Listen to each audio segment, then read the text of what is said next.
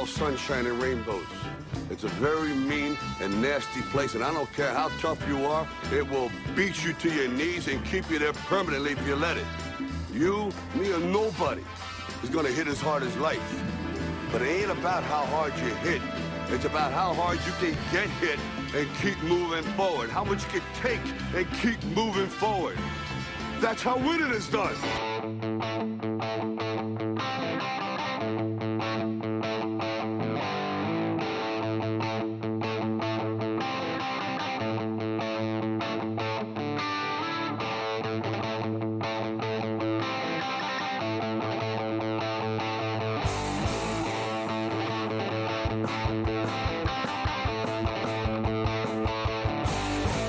Well, hello there, and good morning, Wilmington. Welcome back to another Mornings with Joe Catenacci program.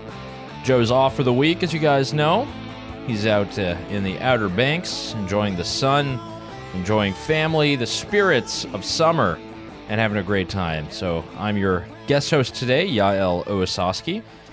From the Consumer Choice Center. You guys normally hear me Saturdays at 10 on Consumer Choice Radio, and here Fridays as well at 9:30. It's a wonderful Friday morning, August 20th. Looks like it's a bit of a rainy day in Wilmington, but I think you guys are going to trudge on. It's going to be quite an awesome day in terms of programming for you, so I know you're excited for that. I am as well. Got to thank our guy, TK Turbo, engineer, getting all of our stuff in order and make sure that we can get this going out to the people, all while Joe sits at the beach with a pina colada in his hand.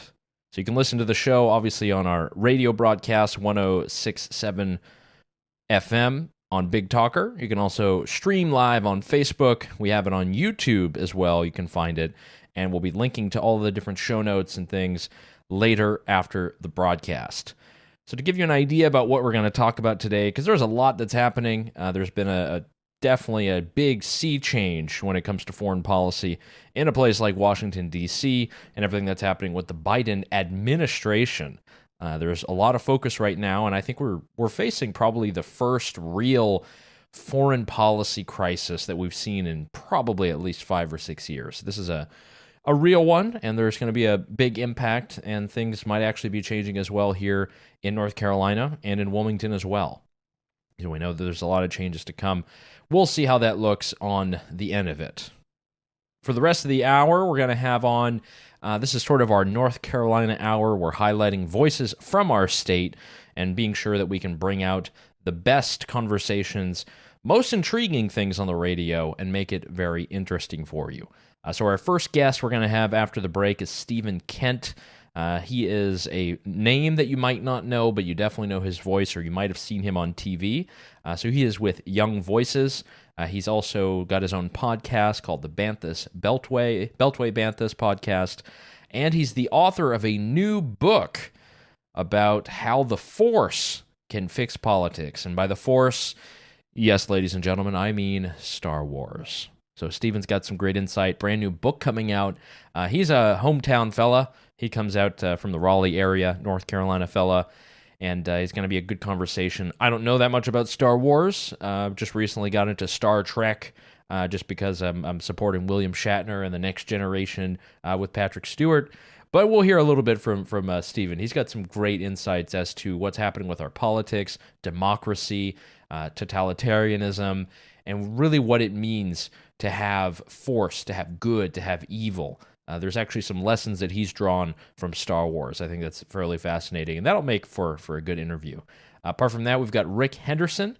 He was formerly the editor-in-chief of the Carolina Journal, which I know listeners to The Big Talker and to Joe Catenacci's program definitely know that. He'll be talking to us about the night markets that are happening in Raleigh, about social trust in our institutions, and also about independent media. This here is a private radio station. There's local hosts who are on, who did a great job all week, by the way. Lillian Beecroft was on yesterday. We had our buddy Andrew Donaldson on early in the week. We had Justin from Object to the Form, who was on. Just a great lineup of guests all week long, doing a great stuff. Lend with Ben I know he was on here too. He was spitting his mouth a bit and getting into arguments with TK, but that's what it's all about. It's radio, ladies and gentlemen.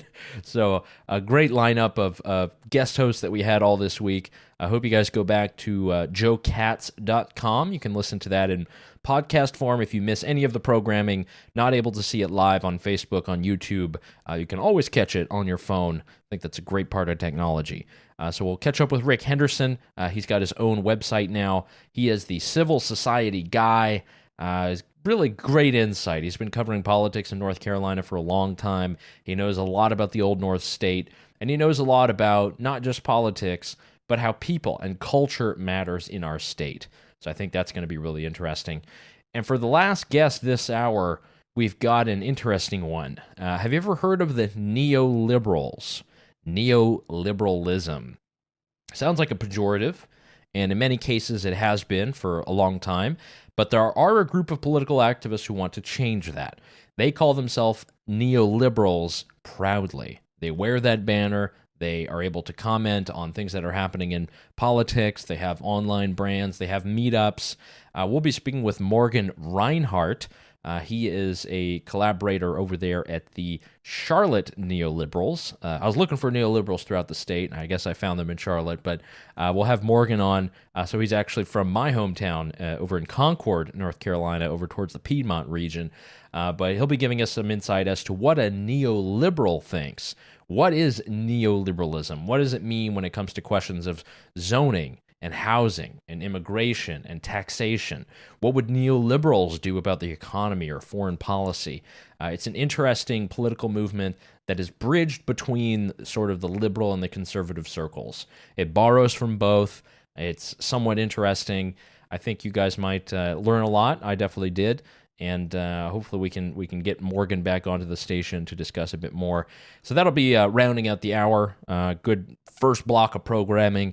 And once we come back after our second hour, you start tuning in at around 8:05. We'll have Rachel Chiu. She's a great author and writer, giving us some great insights on what's happening in New York City with delivery. Oh boy, if you thought the regulations were bad in D.C. or San Francisco, New York has got a doozy for you. So she's going to tell us about food deliveries, all the things that people in the pandemic have been ordering to their homes, and how they're making it very, very difficult and very expensive to get that food delivered to your door. So she's got some great articles on that. Also, she tells us about the disinformation dozen.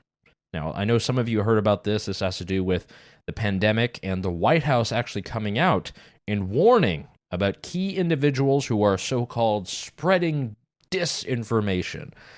Rachel has an article on that in the Detroit News. She'll be able to talk to us about that and other topics. And rounding out hour two, we've got our buddy Bill Wirtz, the Luxembourgish star of the century. He's going to tell us a little bit about why American agriculture is so awesome and why we should never look towards Europe to import these policies into our country. So interesting second half there, second part of the show. I hope you guys continue to tune in. There's a lot of great things that are happening in Wilmington. I know that one thing that I would be excited about, man, I hope you guys have tickets for this. Reading the article here in the Star News, the Azalea Festival is back on. Now, this is a big deal. This is the 74th Azalea Festival. Now, this is going to be a fun time, and guess what? Look at that. Who's headlining on Friday and Saturday? My hometown boys, the Avett Brothers, from my hometown of Concord, North Carolina. They'll be traveling in. They'll be in Wilmington. You got general admission long tickets that are still available. I mean, this is starting at 7 p.m. here in Wilmington, Friday and Saturday. It's at the Live Oak Amphitheater in the Riverfront Park. General admission tickets, $60. It's a steal, folks. A steal. Great musical performances. Great things for the family as well. So you guys can check that out down at the Live Oak Amphitheater. I mean, there's so much that's happening in Wilmington. It's beautiful.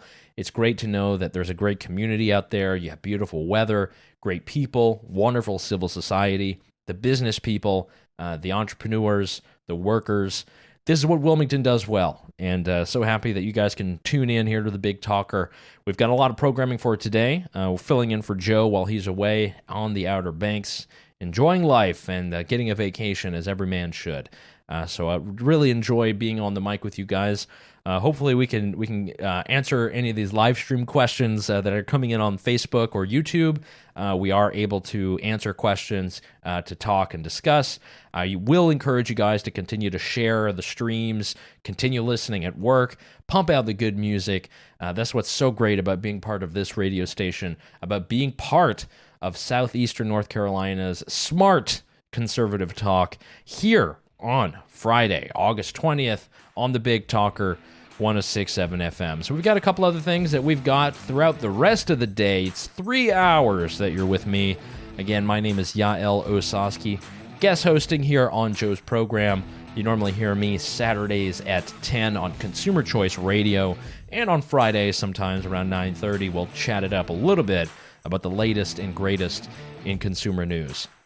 So with Joe away, I'll be your pilot here at the helm. We're going to go through many articles. We're going to go through some interviews of note and of interest, and I think you guys are going to enjoy. So we're going to go to our first break here. I hope you guys stay tuned. We've got Stephen Kent coming up, Stephen Kent of Young Voices, and his book about Star Wars, How the Force Can Fix the World, Lessons on Life, Liberty, and Happiness from a Galaxy Far, Far Away. So stay tuned for that, ladies and gentlemen. Stephen Kent coming right up. This is the Big Talker, 106.7 FM. Yaël Ossowski filling in. Hope you guys are doing well in Wilmington. Looks like it's going to be a tad of a rainy day today. Unfortunately, had some rain overnight as well, but it'll be look great for the weekend. So keep it up. We'll be right back here on the Big Talker.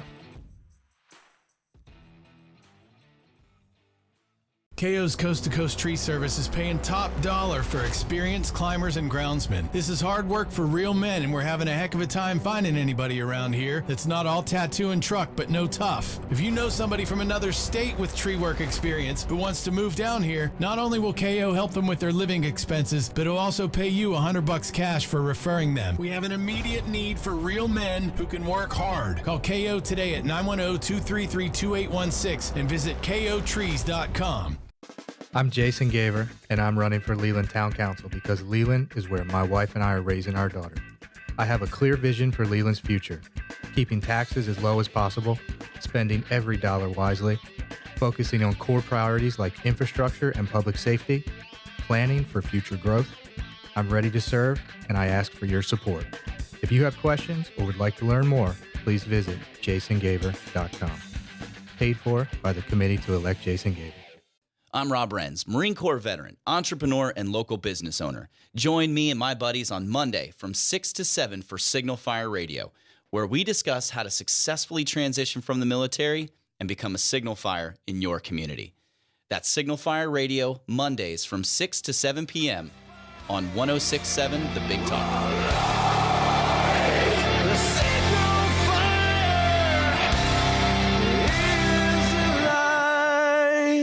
Hey everyone, Ben Hawkins here with Cross Country Mortgage. Rates are still at historic lows, and there has never been a better time to purchase your dream home or refinance your existing. With over 300 loan products including conventional, FHA, VA, USDA, renovation, and jumbo, we are certain we have the right loan product for you and your family. Call me today to be pre-qualified to make the offer on your next dream home. 910-352-3373 or visit my website at lendwithben.com. I want to take 2 seconds to say thank you, Joe, because this kind of work is yeoman's work, and it's needed in this country. You're 100% right, Joe, and thank you for doing God's work and being out there and keeping the message and the information flowing. Joe Catenacci, weekday mornings from 7 a.m. to 10 a.m. right here on the Big Talker 106.7 FM, WFBT, New Hanover, Brunswick, and Pender counties. If you're anywhere near Oak Island, come check out Seaside Jewelers at 8801 East Oak Island Drive. They're on Oak Island. You're going to find the latest in Oak Island lighthouses, nautical charms, pendants. You're going to find bracelet, turtle charms, anything in the jewelry genre you need, you can get there. And if they don't have it, they'll find a way to get it for you. Come check out Seaside Jewelers at 8801 East Oak Island Drive. And if you tell them you heard it on the Big Talker FM, an extra 10% off your purchase, but only at Seaside Jewelers, 8801 East Oak Island Drive. The lowest prices in town. Come check us out today. Folks, we all know ongoing road construction and traffic can weigh heavy on your vehicle. Since 2006, O'Leary's Automotive Repair has provided comprehensive repair services at affordable prices to get you back on the road in no time. Their ASE certified technicians will help you find a cost-effective repair and maintenance alternatives. O'Leary's has multiple locations in the area in Hampstead, Leland, the Myrtle Grove area, Ogden, and Wrightsboro. O'Leary's Automotive Repair, a trusted, locally owned business since 2006. I want to take 2 seconds to say thank you, Joe, because this kind of work is yeoman's work, and it's needed in this country. You're 100% right, Joe, and thank you for doing God's work and being out there and keeping the message and the information flowing. Joe Catenacci, weekday mornings from 7 a.m. to 10 a.m. right here on the Big Talker 106.7 FM, WFBT, New Hanover, Brunswick, and Pender counties.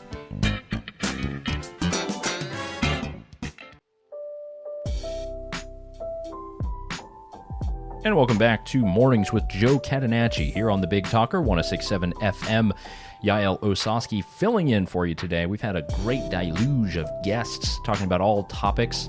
We've got those planned for the rest of the day as well. But I wanted to bring on one particular commentator, TV personality, podcast host, the man, the myth, the legend. We're talking with Mr. Stephen Kent. He's the author of the book, How the Force Can Fix the World, Lessons on Life, Liberty, and Happiness from a Galaxy Far, Far Away.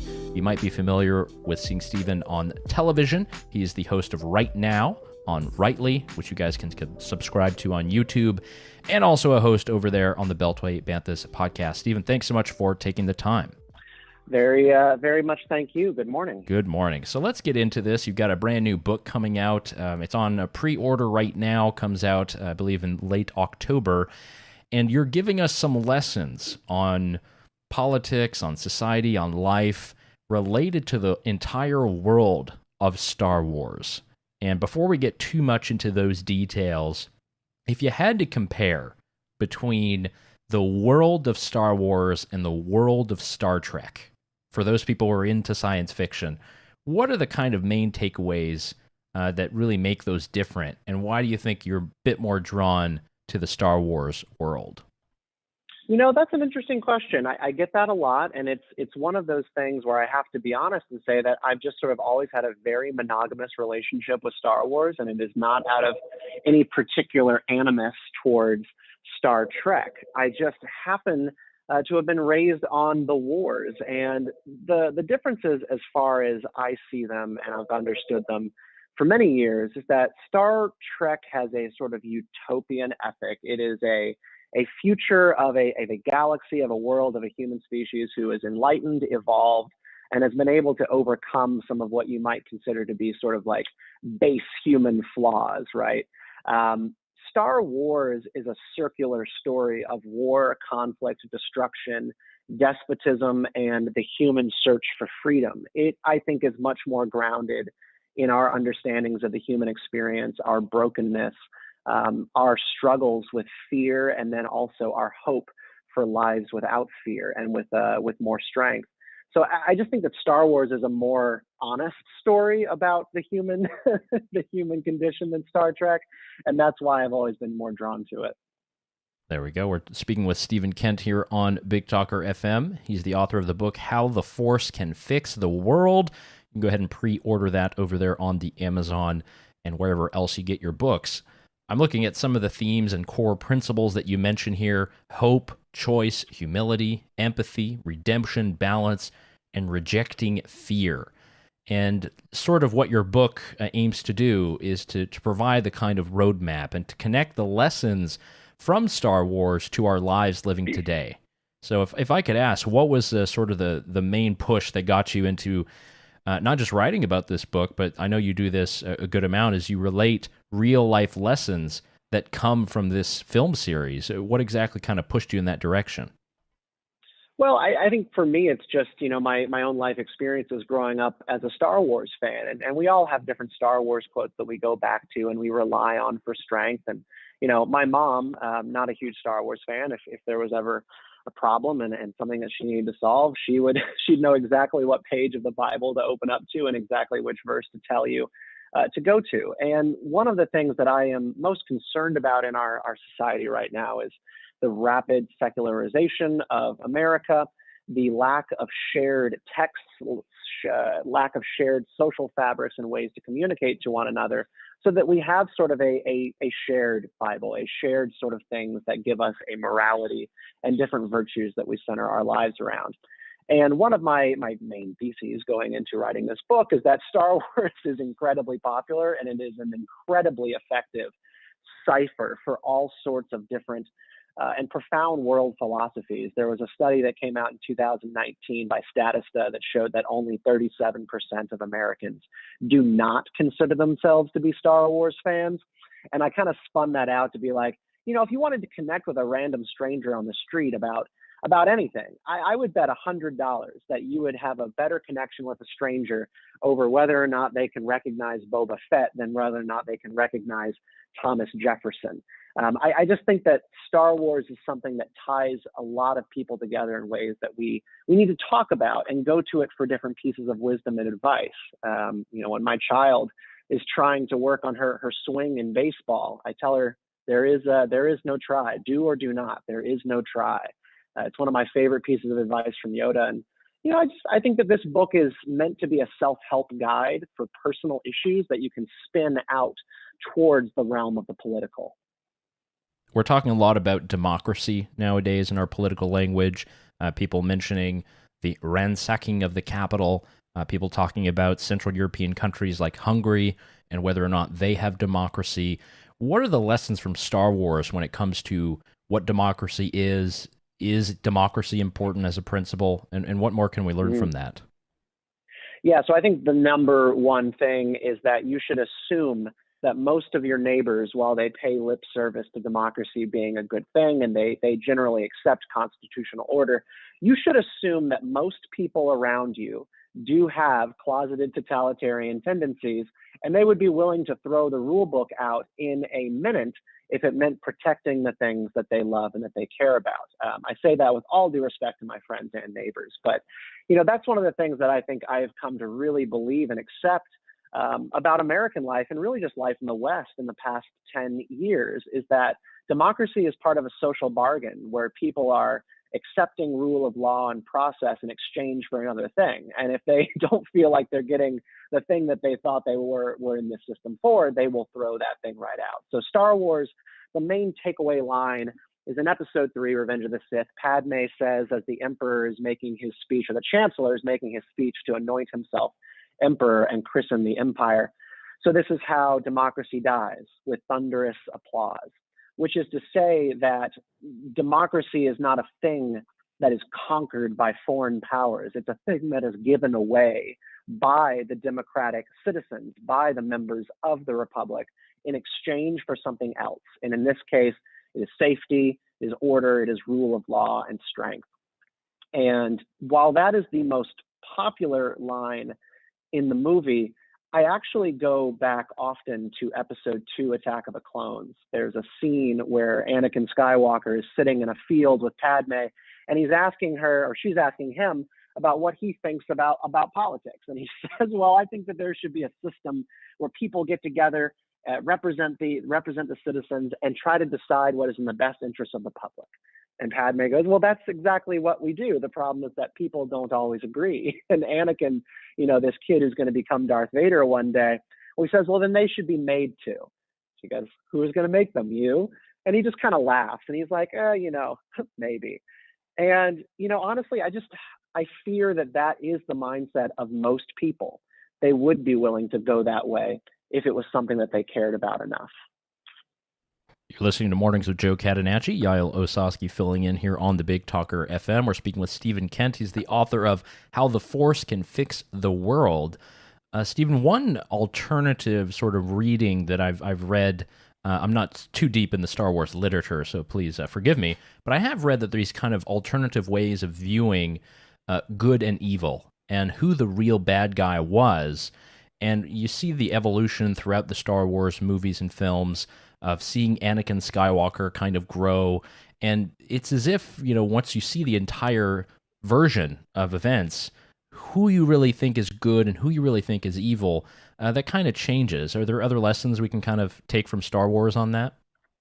Well, Star Wars has a consistent theme going all the way back to its original movie in 1977, when Obi-Wan is speaking to Luke Skywalker, and excuse me, it's not the original, it is Return of the Jedi. He is talking to him about the truth of Luke's upbringing, because he originally had told Luke that his father was killed by Darth Vader, that Darth Vader was not in fact his father, and he tries to cover up that lie by saying, well, Luke, what I told you originally about your father being killed by Darth Vader was true from a certain point of view.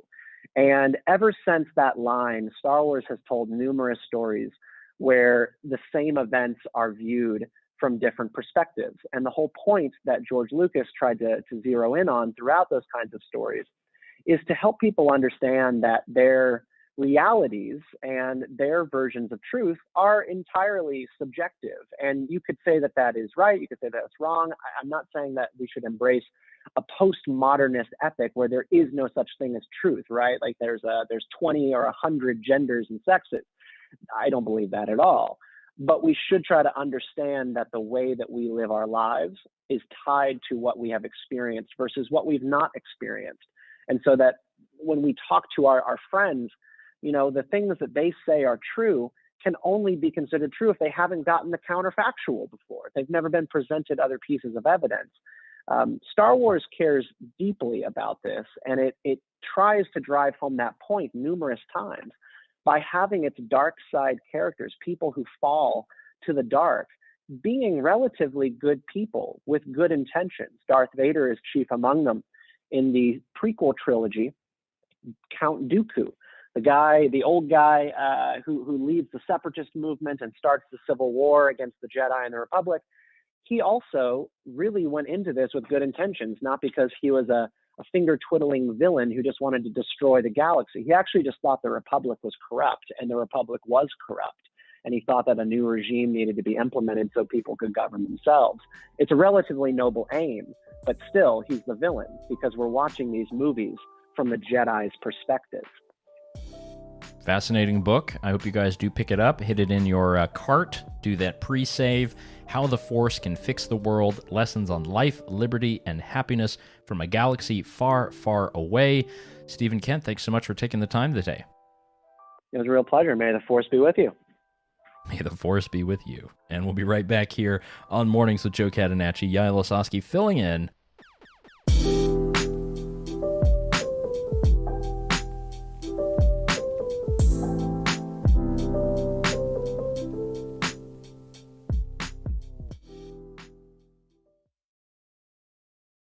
Founded in 2004, Step Up for Soldiers has provided disabled veterans across the area with the resources necessary to adapt and adjust to life back here at home.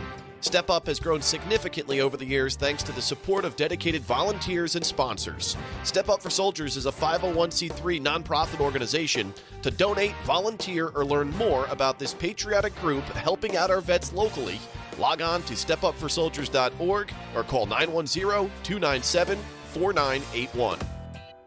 Hey, I'm Yaël Ossowski. And I'm David Clement. We're the host of Consumer Choice Radio, broadcasting every Saturday at 10 a.m. here on the Big Talker 106.7 FM. Consumer Choice Radio is a weekly conversation featuring the latest news, interviews, and expert analysis that covers consumer topics from around the world. ConsumerChoiceRadio.com.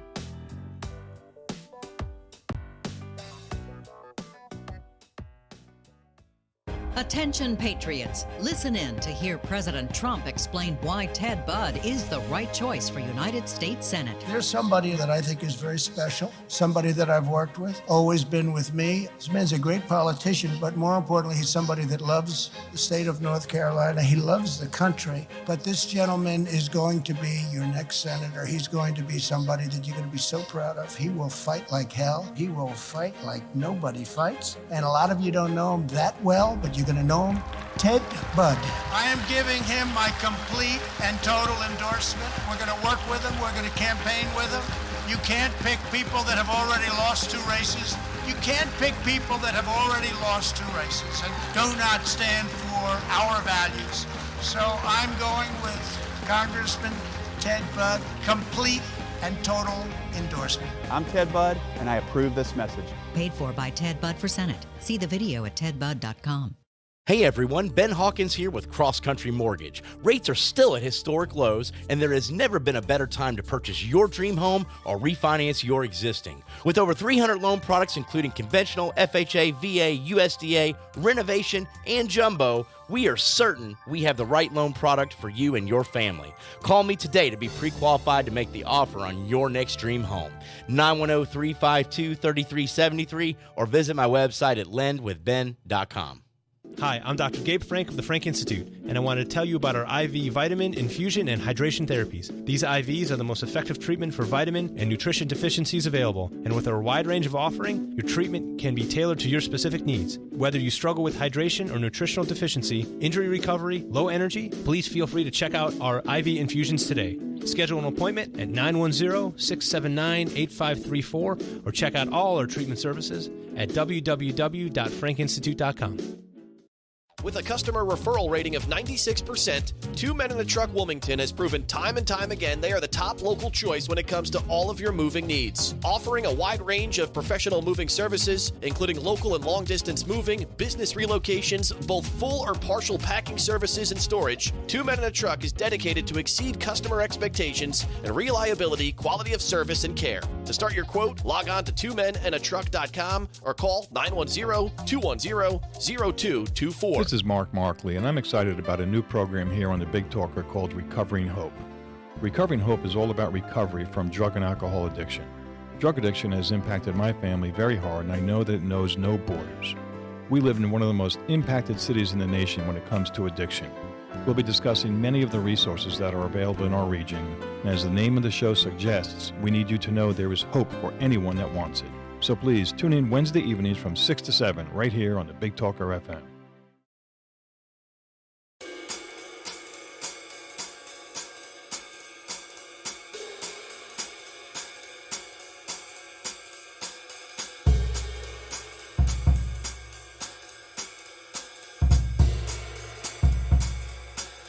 And welcome back to Mornings with Joe Catenacci here on the Big Talker, 106.7 FM, Yaël Ossowski guest hosting. And I'm very excited to bring on a North Carolina favorite. We're speaking with Rick Henderson. You might know him as the former editor-in-chief of the Carolina Journal. He's been a journalist for many years, up and down the coast, out west, and he brings us all the great news every single day, every single week. You can head on over to his Substack page, socialfabricnews.com. Rick, thanks so much for coming on the program. Yael, thank you so much for having me on. It's great to be back on again. So there's a couple things that you cover in your Substack newsletter, which of course I'd recommend to everyone listening. You're someone who's followed the pulse of North Carolina politics for a long time. You've taken this new direction into covering not just what's happening politically, but also about civil society, about culture, about things that matter to people. And I thought, considering that this is a general show, we would try to cover all the topics, but also try to bring some richness to people's lives. I wanted to understand a bit this kind of new pivot within your Substack project, because beforehand, you're known as the deregulator. You're the guy who's focused on politics and what's happening with the state and with policy, but now you're focusing a lot more on civil society. What kind of made that happen? The reason it happened was that I found that state politics had grown very stale, and that the space for providing information and news about state politics wasn't really very interesting anymore.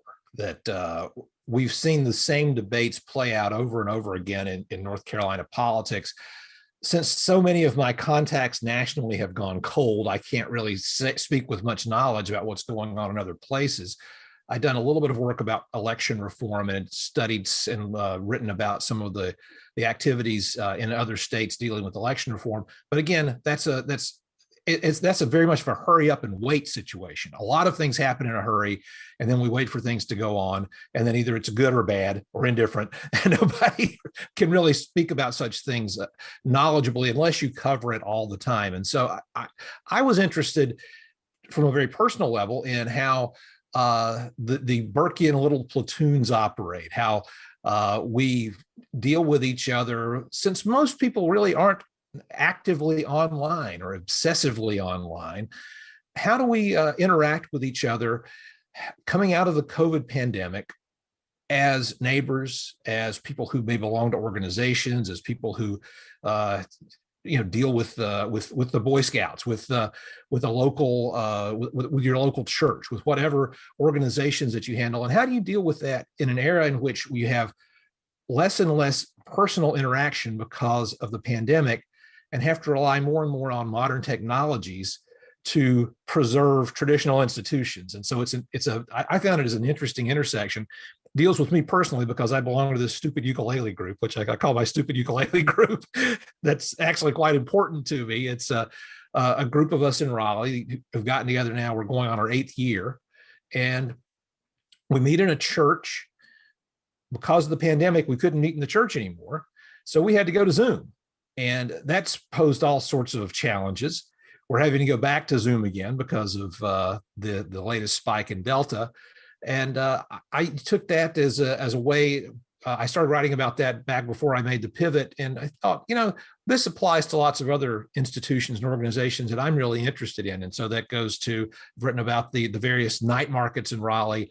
I'm this week going to write about an old farm in Randolph County near Greensboro that for 30 years has had open farm days, and it's a sheep farm. It's a working farm.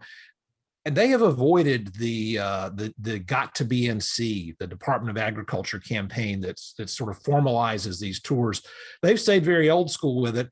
And unfortunately for them, because the owners are getting older, they're not able to keep up with it as much. So that kind of tension between how do you maintain the traditions and also stay hip with the kids. Definitely, yeah. We're speaking with Rick Henderson here on Mornings with Joe Catenacci.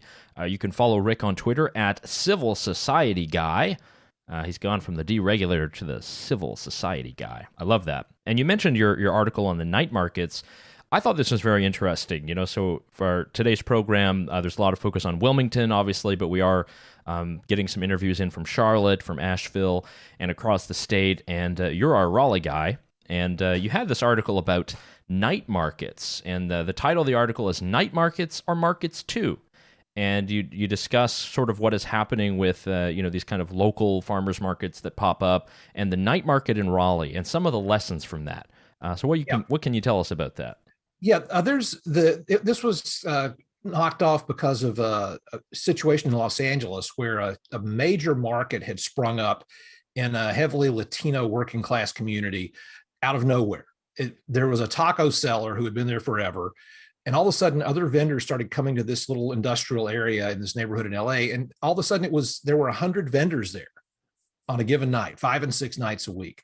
There were bands. There were people selling. There was a brick pizza oven that moved in and out every night. And it started off as this really happy situation in which everybody was getting along well and fine and all that. And then the news got out that this was such a successful location. And all of a sudden, problems came up. People started trying to horn in on other spaces. It got to be a little bit chaotic. Neighbors complained. People were moving in before the stores were closing. And I was contrasting that. The city actually closed it down because they had no permits for anything. This was just a total spontaneous group that was taking over public property without a permit. And so there was no security. There was no sanitation. Got to be a nightmare. What I did was contrast it to what's going on in Raleigh, where a couple of women who were friends have started with one little market. And this is much like the night markets in Asia, where you have not only food vendors and craft vendors, but you have local music. You'll have jugglers, you'll have magicians. They put up lights. It's a very festive kind of atmosphere. And so they've done this. They now have markets in Raleigh, Durham, Apex, Cary, and Garner. They have 4 different locations in Raleigh. It's typically one event per month per market. And they've done it all, I think, the right way. They've obtained a relationship with local officials, with local businesses, with people who are the neighbors who live there. They set them up for a few hours a night, once a month, and it's a very happy situation for everyone. It's a situation in which they're very successful. Our youth group played there. They invited us to play the very first one, and they went from 80 vendors to 120 vendors the first week. up to somewhere in the neighborhood of 6,000 people attending the market in a part of Raleigh that's not that close to downtown. It's not an area that's easy to get to. And they're at the point now in which they're in the process of preparing to essentially take that template, franchise it, if you will, and bring it to other places. So you may be seeing night markets in Wilmington fairly soon. You may be seeing this sort of thing replicated. They would very much like to do this because they have a model that works.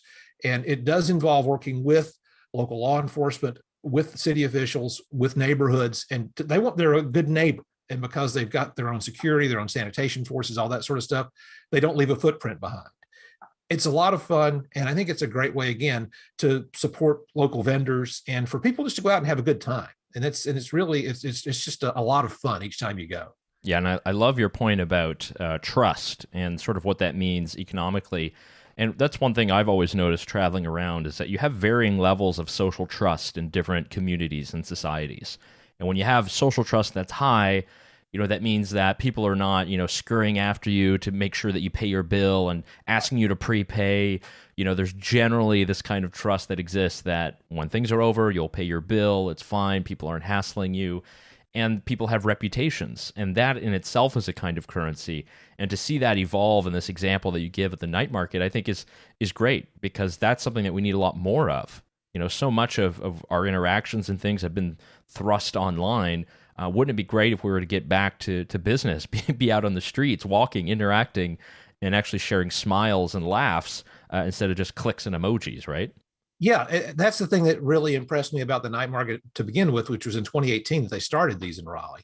This was before anybody had any concept about the pandemic, but it was just it was an extremely uplifting experience. And as I've said in some pieces about this earlier, it got too big for us real fast because we don't have professional level PA system. And when you got 5,000 people wandering around in narrow little cobblestone streets of the city market area of Raleigh, when that's happening, you can get drowned out pretty easily. And so we just said, we can't do this anymore. And they said, okay, fine. That's not a problem.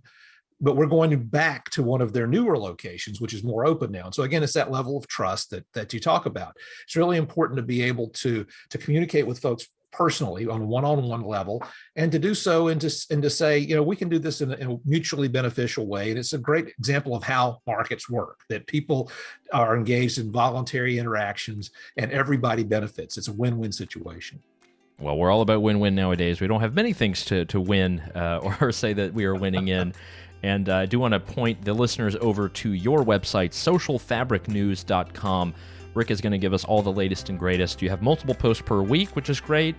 You have some podcast as well coming out, good conversations.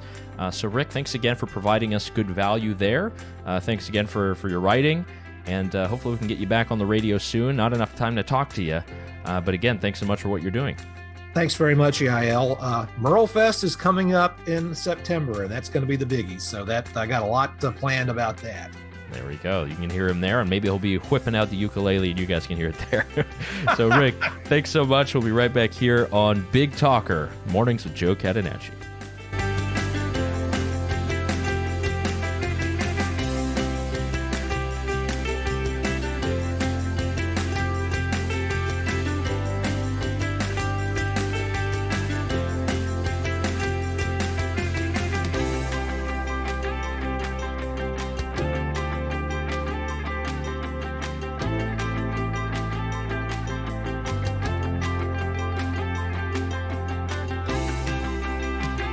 I'm Rob Renz, Marine Corps veteran, entrepreneur, and local business owner. Join me and my buddies on Monday from 6 to 7 for Signal Fire Radio, where we discuss how to successfully transition from the military and become a signal fire in your community. That's Signal Fire Radio, Mondays from 6 to 7 p.m. on 106.7 The Big Talk.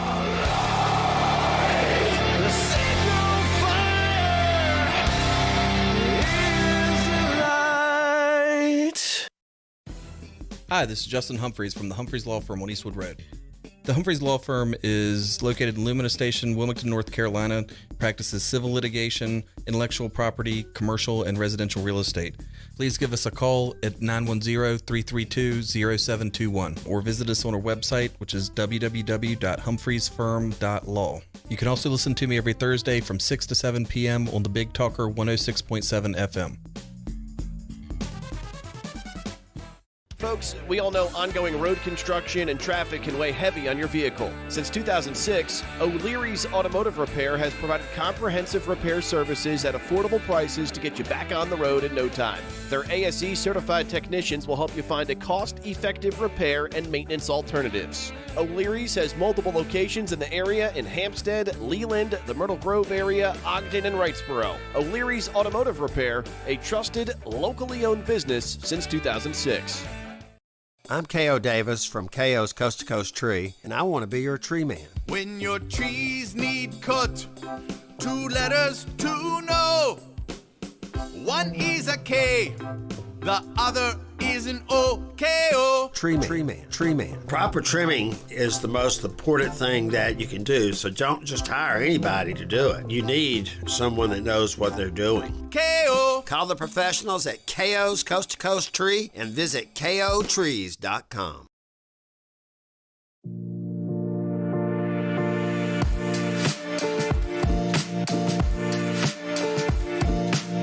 And welcome back to Mornings with Joe Catenacci. I'm your host, Yaël Ossowski, filling in for today.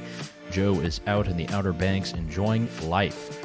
And since we've already had a big North Carolina-themed hour, we had Stephen Kent, we had Rick Henderson, I figured we'd stay in the Old North State here for a bit, and I wanted to bring on Morgan Rinehart.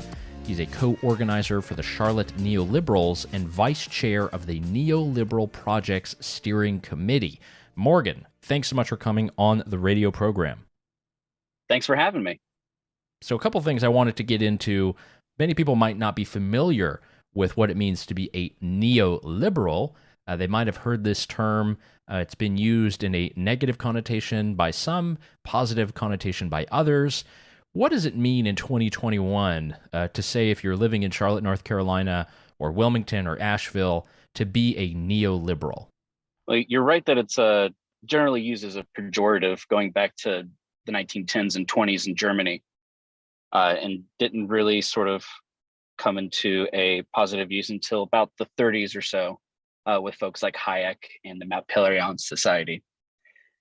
In this year, where we're at now, we started the Charlotte chapter in 2020 at the beginning of the pandemic, and we're a group that is focused on housing issues, on relaxing zoning, better urban design, so emphasizing projects in public transit, being able to take trips safely on bicycle or by walking, things like that. That's our big focus sort of in Charlotte and everywhere else. Okay, and you mentioned something that I know a lot of people here in Wilmington care about, and I know that's the same throughout the Carolinas, and that's construction and building and, talking about getting rid of many of the burdensome and onerous zoning regulations. What is it that makes it so difficult to grow if we do have zoning laws that are a bit too restrictive? What is sort of the negative externality of that? Well, it limits your supply. And so supply and demand works for widgets, it works for potato chips, and it works for housing. And if you aren't able to accommodate a rising demand by increasing supply, building housing of any kind, single family up to apartments, then you're going to see an increase in prices and the market now, which is it's very hard to buy a house if you're in that sort of market, and the prices are very high. You have to offer, many thousands of dollars over the asking just to be considered for it. You're listening to Mornings with Joe Catenacci. We're speaking with Morgan Rinehart, co-organizer for the Charlotte Neoliberals and a vice chair of the Neoliberal Projects Steering Committee. Now, if I'm able to go over to your social media here, Morgan, I see local chapter of the Neoliberal Project. You're all about YIMBY, yes, in my backyard, urbanist, high-energy liberalism, and a craft brewery on every corner. I know that'll make a lot of ears perk up. Our state has had a great amount of growth when it comes to craft breweries, but you say we need even more on every corner. What does that mean? It doesn't necessarily have to be craft brewing, but Charlotte has over 30, last time I checked. I believe it was 33 just in the area of Mecklenburg County, so the greater Charlotte area, and being able to so if you could have the usual line is a taco truck on every corner, which came up during one of the last presidential campaigns where someone warned about Hispanic immigrants coming in, there would be a taco truck on every corner. So this horrible thing. It's like, that actually sounds pretty good. So it could be taco trucks, craft brewery, stores, something, anything, right? So just the ability to have a mixed use area is the idea. Okay, yeah, I think that we've seen a lot of that, in particular in Raleigh. They've been able to build up to that. Charlotte sort of has its own. I know that Birkdale Village is a good example. If you go up to 77, that's been really interesting to see. If someone's listening to this, and this is conservative talk radio, if someone might consider themselves conservative, what could be some kind of common areas of agreement that many conservatives, particularly those that are active at the local level, those who participate at the city council, at their county commission, those who pay attention to what's happening in state politics, how do you think they could learn from the neoliberal movement, and what kind of lessons do you think conservatives specifically can kind of take from that?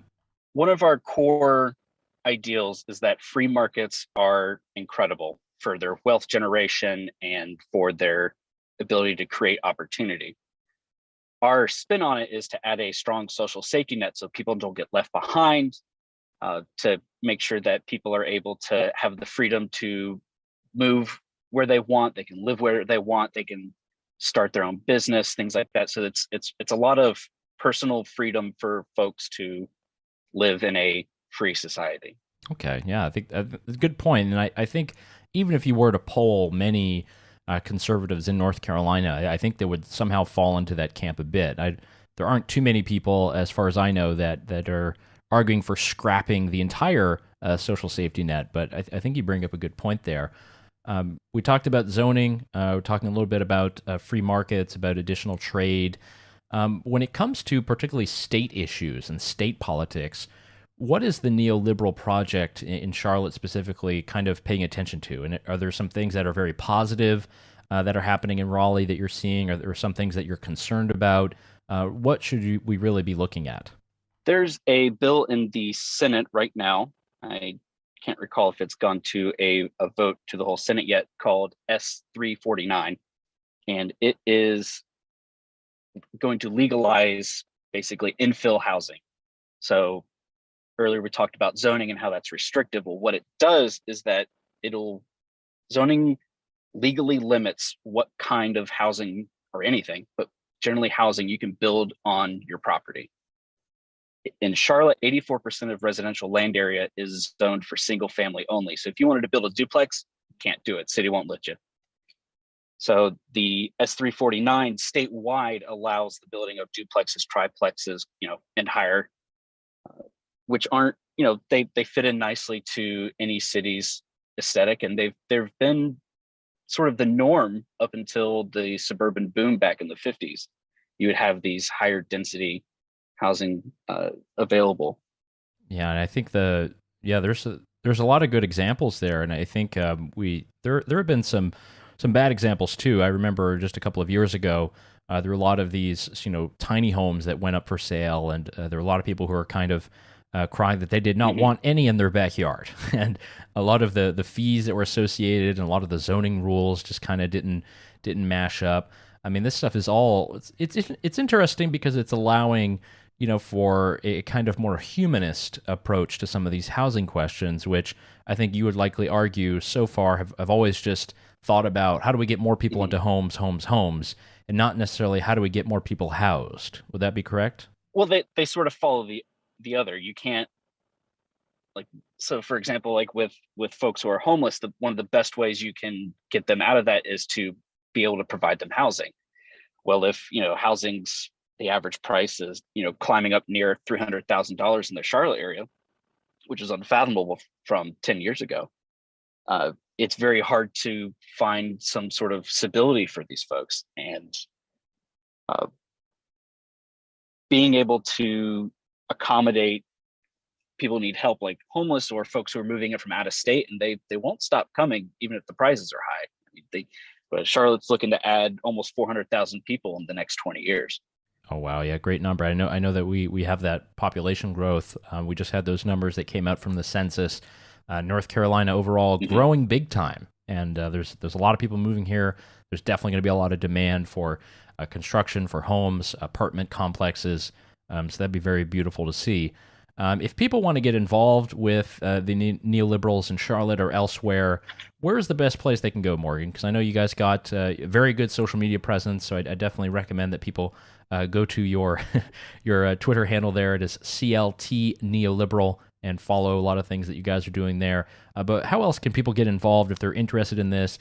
They like what you're talking about, they like the way that you're approaching it, and maybe have some additional questions. Yeah, Twitter's excellent. I check that every day, so feel free to send us a private message there.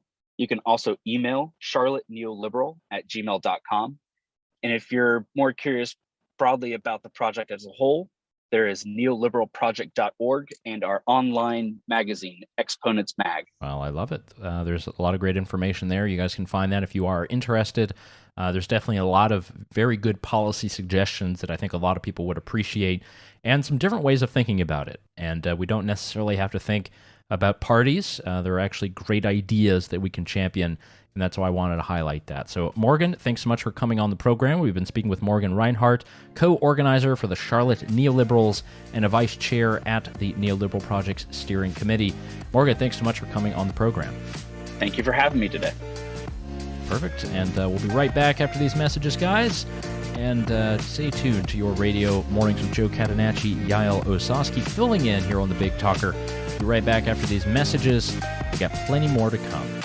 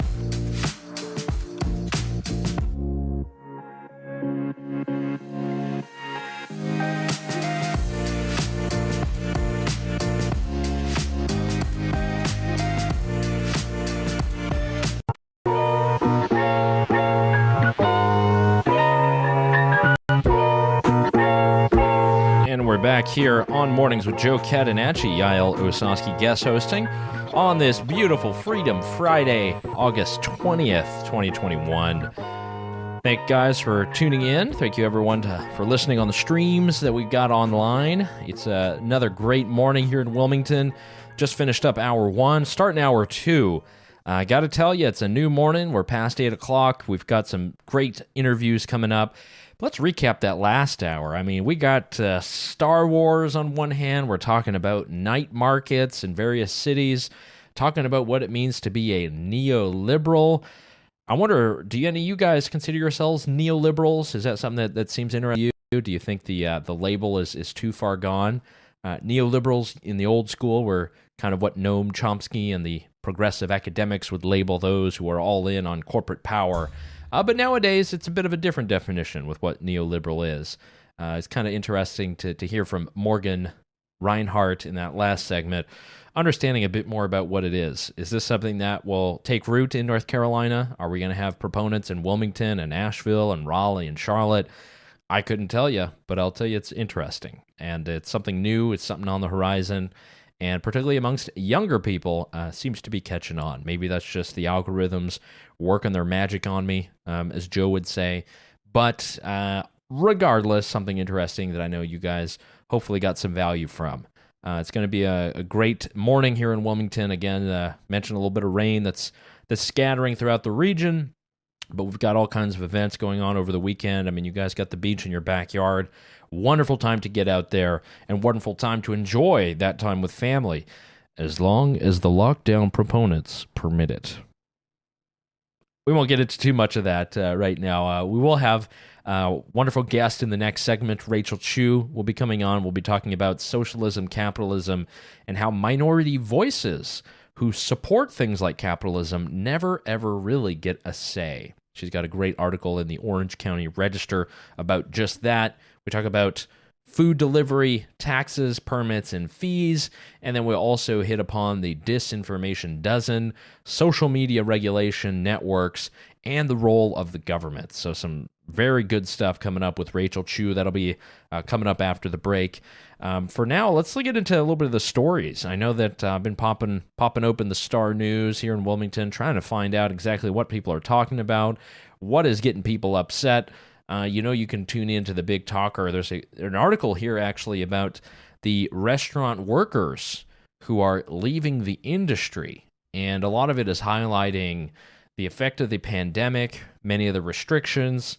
Many of you guys could not go out and go to the restaurant. Maybe you couldn't go out and enjoy something great to eat. Maybe you worked at a restaurant. Maybe you were a manager. Maybe you were working in the back of house or front of house. And now a lot of people are leaving because of the uncertainty. This is exactly at the same time that we're hearing about all of the different labor shortages that are happening, not just in North Carolina, not just in Wilmington, but around the country. And there's an article here in the Star News that's just talking to the various people who are leaving. It comes down to stability. It comes down to the ability to make an income, to make a living. We have to think about the different consequences of our actions when it comes to not just the lockdowns, not just testing, but also the vaccine passports, requiring people to have them if they go into a business. I know Joe's been hot and bothered about that one, so don't need to hear me on that topic. I know you got a lot more to come on it. But when you talk to people who are working in the industries, when you talk to people who've been in the restaurant industry, something that I've done as well, I worked at Chili's and I worked at O'Charlie's. Now I'm on the radio. But I worked at these places, and I worked with people who were single mothers. You had people who had transitioned out of other careers. You had students. You had older people who were just trying to save some money for healthcare. There's all types of people who work in the restaurant industry. I mean, a lot of immigrants, obviously. And to know that that labor force is shrinking, that there are less people who are going to be working in the restaurants, not just serving the food, but making the food, cooking the food, everything else. This is not the best thing for our economy. It's definitely not good for tourism if we have people who are coming to Wilmington to enjoy the shore, the beaches, to enjoy the movie sets, to enjoy the great downtown. This is something that is going to negatively impact a lot of stuff. And we have to really think about what rules exist and what rules are in place that are making it so tough. There's a lot of focus on what's happening with unemployment benefits that are being extended forever. For some people, they need it. For many others, we can probably see that it's gone on too long. And we've seen from every single indication that there are plenty of openings. There are plenty of openings for jobs. Myself, I had a friend who is in the Charlotte region, was kind of in between work, wasn't sure about what to do, was very uncertain about the economy at the time. I said, look, all you got to do, open up the app, open up your phone, go to the Amazon site, go to the warehouse, put down an application, and see what they can do for you. And God Almighty, yes, sir, within a few weeks, he was working there, making money, choosing his shifts, and ability to actually make some income so they could figure out exactly what he wanted to do. That's just one example, but I know there are plenty more out there. I mean, how many businesses have you heard of that have had to shut down because they don't have access to labor, because they don't have the particular specialists in mind anymore? They don't have access to those people, or they haven't come back to work. These are the things that are impacting normal, everyday people and entrepreneurs. And entrepreneurs, we should remember, these are the people who provide goods and services because they see that it is worth it to do so. They have an incentive. You, as a customer, have an incentive to visit said shop or said service. They have an incentive to provide. And it's that exchange. That's something that we've learned, over the years, over decades, over centuries. That's what Adam Smith discussed when he was but a Scottish philosopher.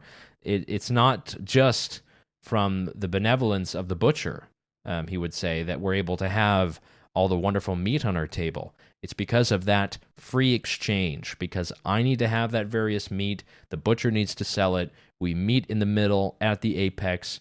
That is that transaction. It helps me, it helps him. That is what the market is about, and it's what free exchange is all about. It has nothing to do with any labels of capitalism or socialism. It's free exchange. It's you and me. We come together. We both have needs. We help each other out. And we both end up being happy. And for so many people in Wilmington, for restaurant workers, not just here, but across the state, that really isn't working out, especially between employers and employees. And there's a lot of bad incentives out there. There's a lot of things like a higher minimum wage that makes it actually very difficult for younger people to get a job, for the less educated to get a job. It actually does make it more difficult if we require employers to pay people more than what the natural wage would be. And this is a point that really does trigger a lot of people who haven't thought about it from the point of view of economics.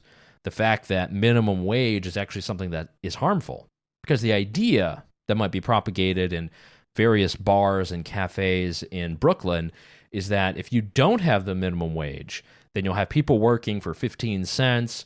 You'll have people who will have to work for $2 an hour. When we look at today's economy, employers are running after people to work for them. And what they can do is they can raise the wage. And when you have that type of competition for labor, you're not going to be paying people 20 cents. You're going to be paying people $15, $16, $17, $18 an hour in order to get your good to market, to provide a service to customers, and to do all those great things. And that's something that is never really emphasized. We don't really even hear it or see it in the business press. If you read the local business journal in Wilmington or anywhere else, you don't see a praise of entrepreneurs, a praise of free exchange. It's always about the nickels and dimes of particular decisions, what the regulation is on X or Y. Let's remember what's at the base of all of this. Let's remember what's at the core of the fact that this country has grown to be so rich, so great, so much higher than other countries when it comes to GDP, when it comes to measuring how people are doing. There's a lot to celebrate out there. Our system has turned out some of the richest, most creative, most innovative people, and some of them are probably in this town right now. There's a whole generation to go. We got more program for you here on Big Talker FM. We'll be right back with Rachel Chiu. Stay tuned. Hey everyone, Ben Hawkins here with Cross Country Mortgage. Rates are still at historic lows, and there has never been a better time to purchase your dream home or refinance your existing. With over 300 loan products including conventional, FHA, VA, USDA, renovation, and jumbo, we are certain we have the right loan product for you and your family. Call me today to be pre-qualified to make the offer on your next dream home. 910-352-3373 or visit my website at lendwithben.com. Hey everyone, Ben Hawkins here with Cross Country Mortgage. Rates are still at historic lows, and there has never been a better time to purchase your dream home or refinance your existing. With over 300 loan products including conventional, FHA, VA, USDA, renovation, and jumbo, we are certain we have the right loan product for you and your family. Call me today to be pre-qualified to make the offer on your next dream home. 910-352-3373 or visit my website at lendwithben.com. Hi, this is Justin Humphreys from the Humphreys Law Firm on Eastwood Road. The Humphreys Law Firm is located in Lumina Station, Wilmington, North Carolina, practices civil litigation, intellectual property, commercial, and residential real estate. Please give us a call at 910-332-0721 or visit us on our website, which is www.humphreysfirm.law. You can also listen to me every Thursday from 6 to 7 p.m. on the Big Talker 106.7 FM. I'm Rob Renz, Marine Corps veteran, entrepreneur, and local business owner. Join me and my buddies on Monday from 6 to 7 for Signal Fire Radio, where we discuss how to successfully transition from the military and become a signal.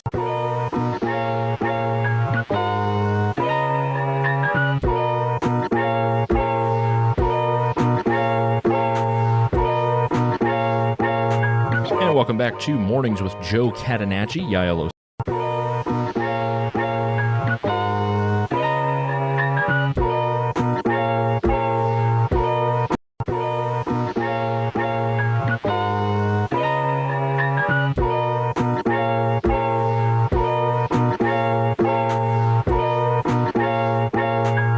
Welcome back to Mornings with Joe Catenacci. Yaël Ossowski here, guest hosting for this Friday.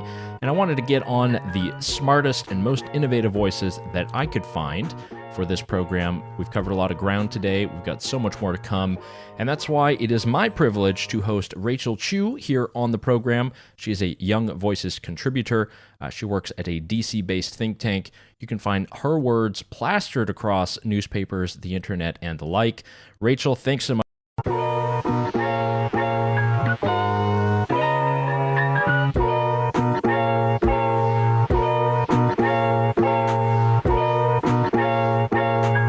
Welcome back to Mornings with Joe Catenacci. Yaël Ossowski here, guest hosting for this Friday.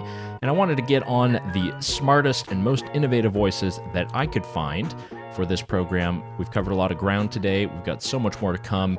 And that's why it is my privilege to host Rachel Chiu here on the program. She is a Young Voices contributor. She works at a DC-based think tank. You can find her words plastered across newspapers, the internet, and the like. Rachel, thanks so much for coming on the morning program. Thanks so much. It's great to chat with you this morning. So there's a couple things I would like to get into, definitely highlighting your latest articles. One that we love to do here is we love to bag on New York. And specifically, I'm referring to an article that you have in the New York Daily News, no slouch of a newspaper. But the New York City Council just passed a bill that is actually going to put a lot of personal information at risk. It's going to actually sink many restaurants, and it's going to make it more difficult to get third-party food delivery services to get them in the streets, rolling and delivering food to our doors. We're getting told every single day that there might be more lockdowns, more masks, more of everything with Delta. And one of the great things that we have at our fingertips are these food delivery apps. But you're telling me that in New York, that might be in danger. Tell us what that is about.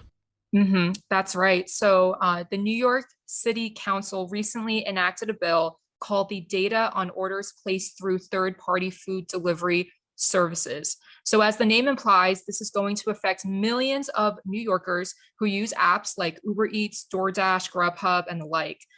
The bill would require third-party food delivery apps to share sensitive customer information, their name, phone number, email address, delivery address, with restaurants. So the problem is that consumers use these apps for a reason. They want a fast, reliable, and secure way to order their food. Big companies like Uber can provide that, but small mom and pop restaurants simply cannot. They don't have the infrastructure to protect user information, and small businesses are already prone to cyber attacks and data leaks. So as a result, there's going to be a lot of fallout affecting both consumers and restaurants. And so even though this happened in New York, and even though it's already passed, consumers in North Carolina and around the country should learn from this. And there really are a lot of lessons to be learned. It really comes down to so many of these legislators that see these great new innovative ideas pop up.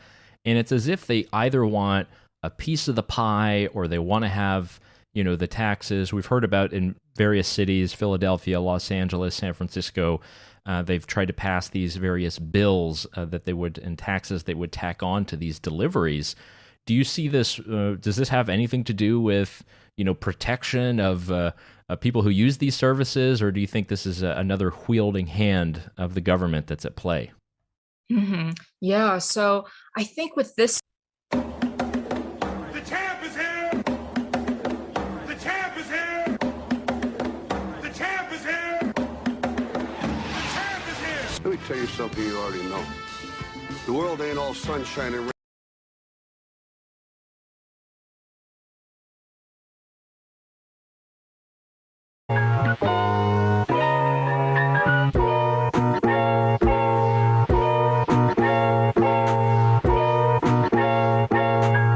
Welcome back to Mornings with Joe Catenacci. Yaël Ossowski here, guest hosting for this Friday.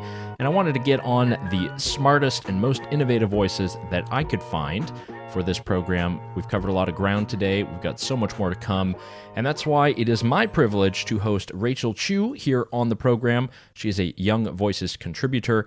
She works at a DC-based think tank. You can find her words plastered across newspapers, the internet, and the like.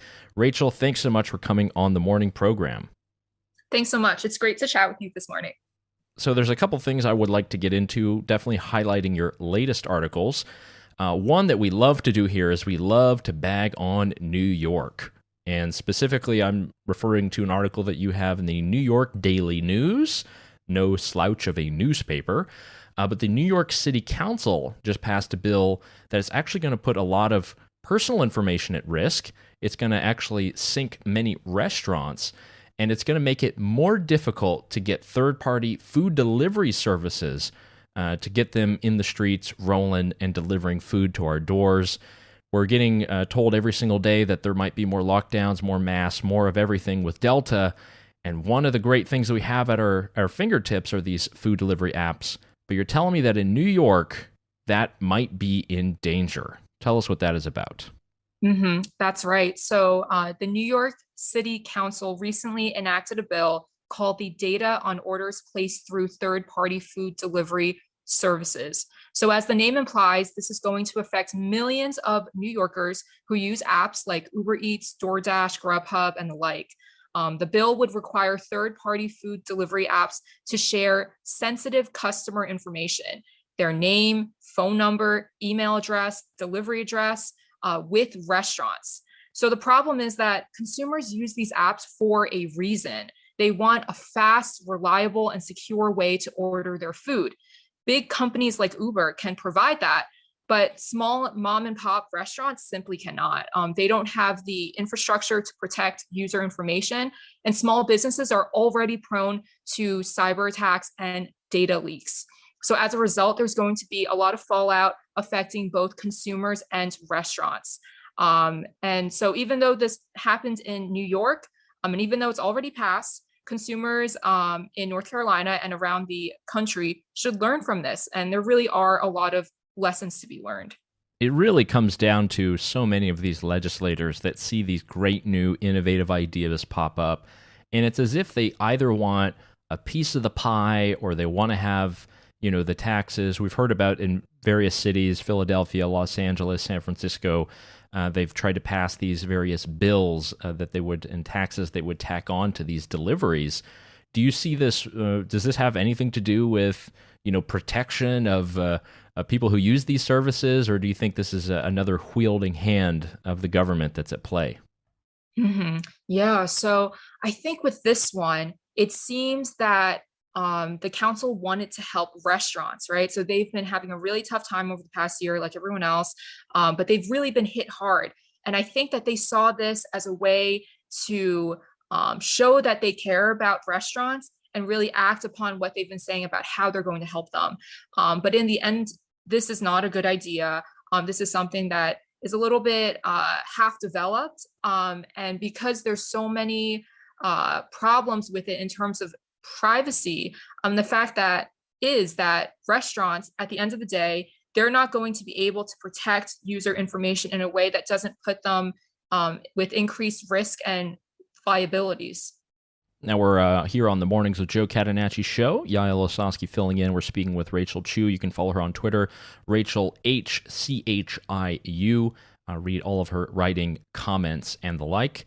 We're talking about her article here in the New York Daily News about the food delivery bill in New York City. And this is not just a New York problem. This will be happening in many big capitals and large cities. So definitely something to look out there. Well, another thing I wanted to point to, Rachel, you have another article. This time you're over there in Detroit. Man, you're hitting up all these capitals. It's great, and big cities.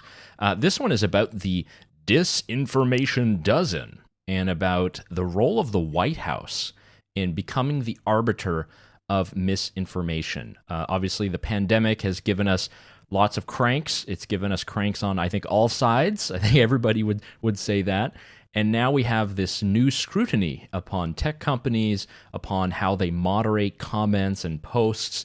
And now the White House has gone a step further and said that they're singling out 12 people that they call the disinformation dozen, and essentially saying that Facebook or Twitter or any of these other organizations should do more.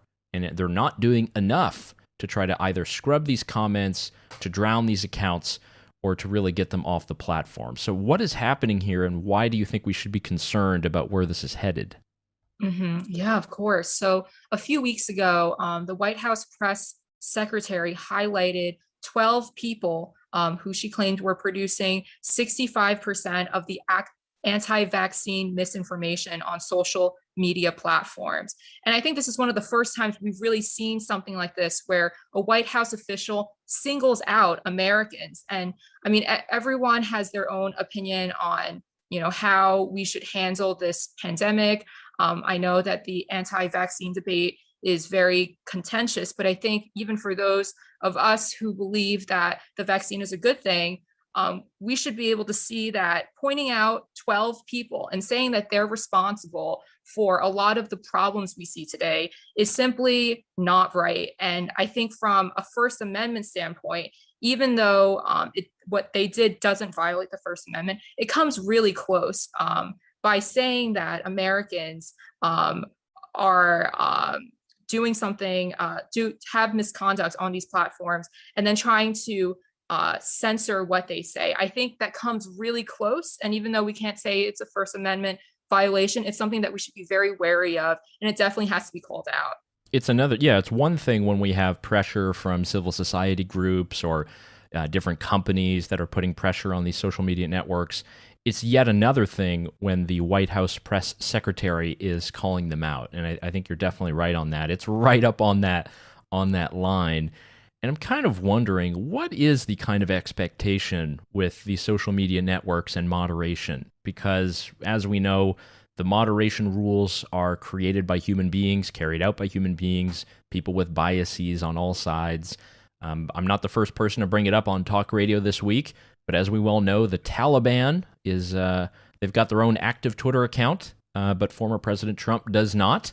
It tells you a lot. But it's just so muddled. What are the expectations on these companies, and really what is realistic of what they can do?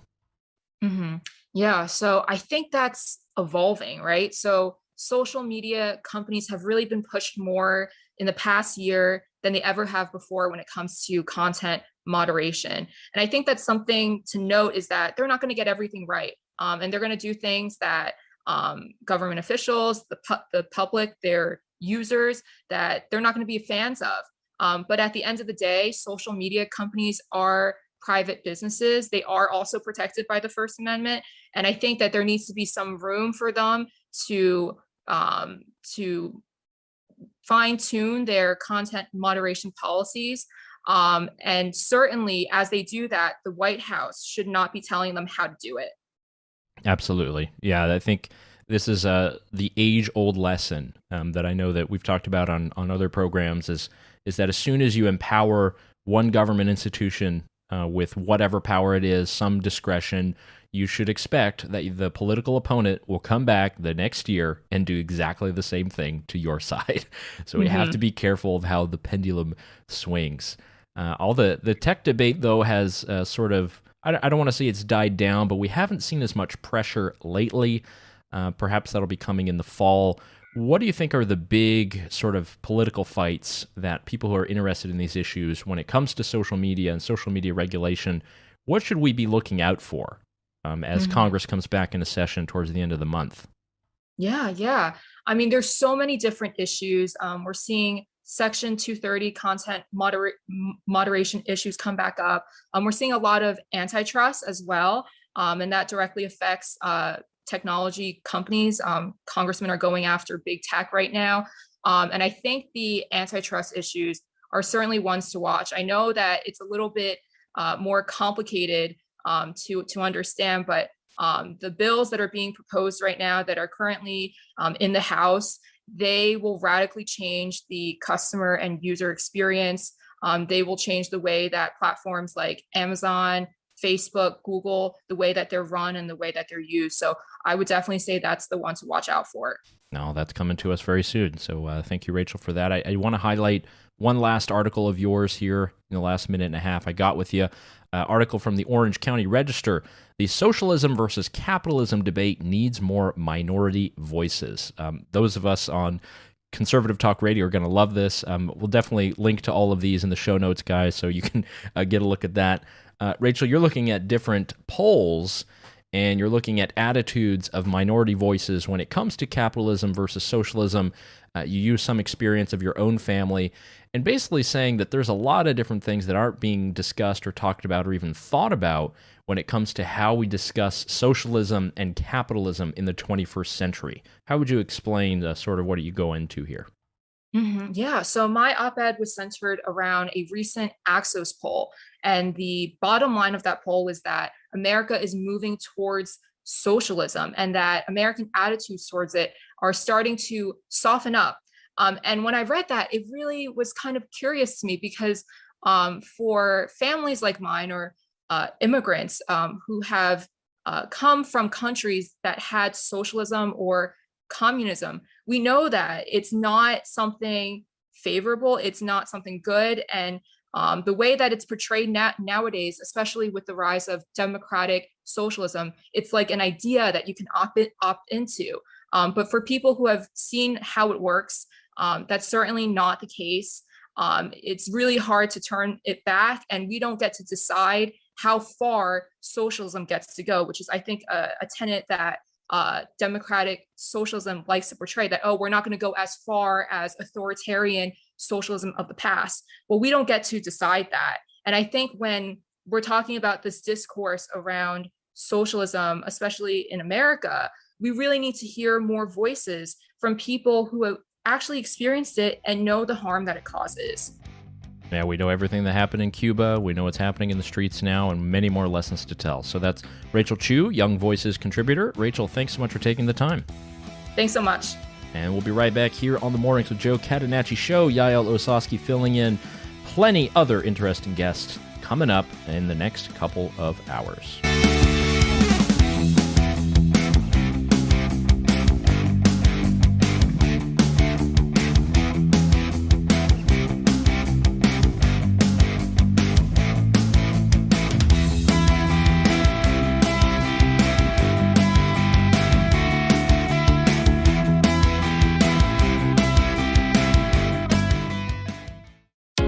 This news and weather is brought to you by Two Men and a Truck. For your free quote, go to twomenandatruck.com.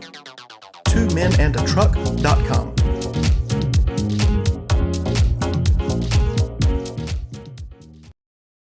This is Mark Markley, and I'm excited about a new program here on the Big Talker called Recovering Hope.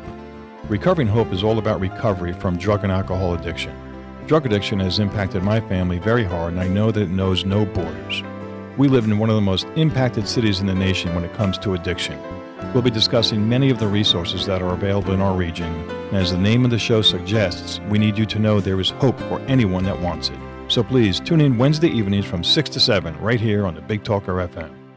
If you're anywhere near Oak Island, come check out Seaside Jewelers at 8801 East Oak Island Drive. They're on Oak Island. You're going to find the latest in Oak Island lighthouses, nautical charms, pendants. You're going to find bracelet, turtle charms, anything in the jewelry genre you need, you can get there. And if they don't have it, they'll find a way to get it for you. Come check out Seaside Jewelers at 8801 East Oak Island Drive. And if you tell them you heard it on the Big Talker FM, an extra 10% off your purchase, but only at Seaside Jewelers, 8801 East Oak Island Drive. The lowest prices in town. Come check us out today. Hello, I'm Chad Adams, owner of the Big Talker FM. We at the Big Talker are working hard to keep positive local talk radio on the air in Wilmington. While we are a conservative station, we strive to share opinions from all sides to make our listeners the most informed and knowledgeable in our great state. We have worked tirelessly through this pandemic to bring you the highest quality programming and are proud to be the most listened to talk station in our region. Right now, we are looking for some outgoing folks to join our Big Talker FM advertising team. If you're looking for a great opportunity to be part of a growing media company, we're ready for you to come aboard full or part-time as soon as possible. We offer the most aggressive commission opportunities in this market. We'd love to have you be a part of our growing company. I'd also like to thank you for listening. Conservative talk is under attack every day, so your loyalty matters. We are your station. We're here to serve you. I'm blessed to be a part of this station and look forward to the next phase of our growth. Give us a call at 910-604-6667. That's 910-604-6667 to become part of our Big Talker team. Again, thank you for listening. I'm Rob Renz, Marine Corps veteran, entrepreneur, and local business owner. Join me and my buddies on Monday from 6 to 7 for Signal Fire Radio, where we discuss how to successfully transition from the military and become a signal fire in your community. That's Signal Fire Radio, Mondays from 6 to 7 p.m. on 106.7 The Big Talk.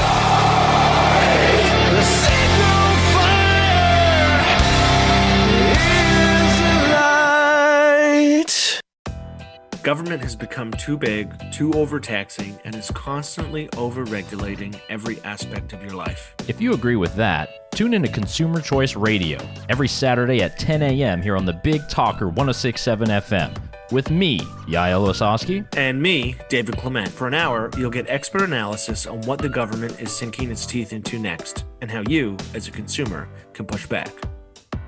ConsumerChoiceRadio.com.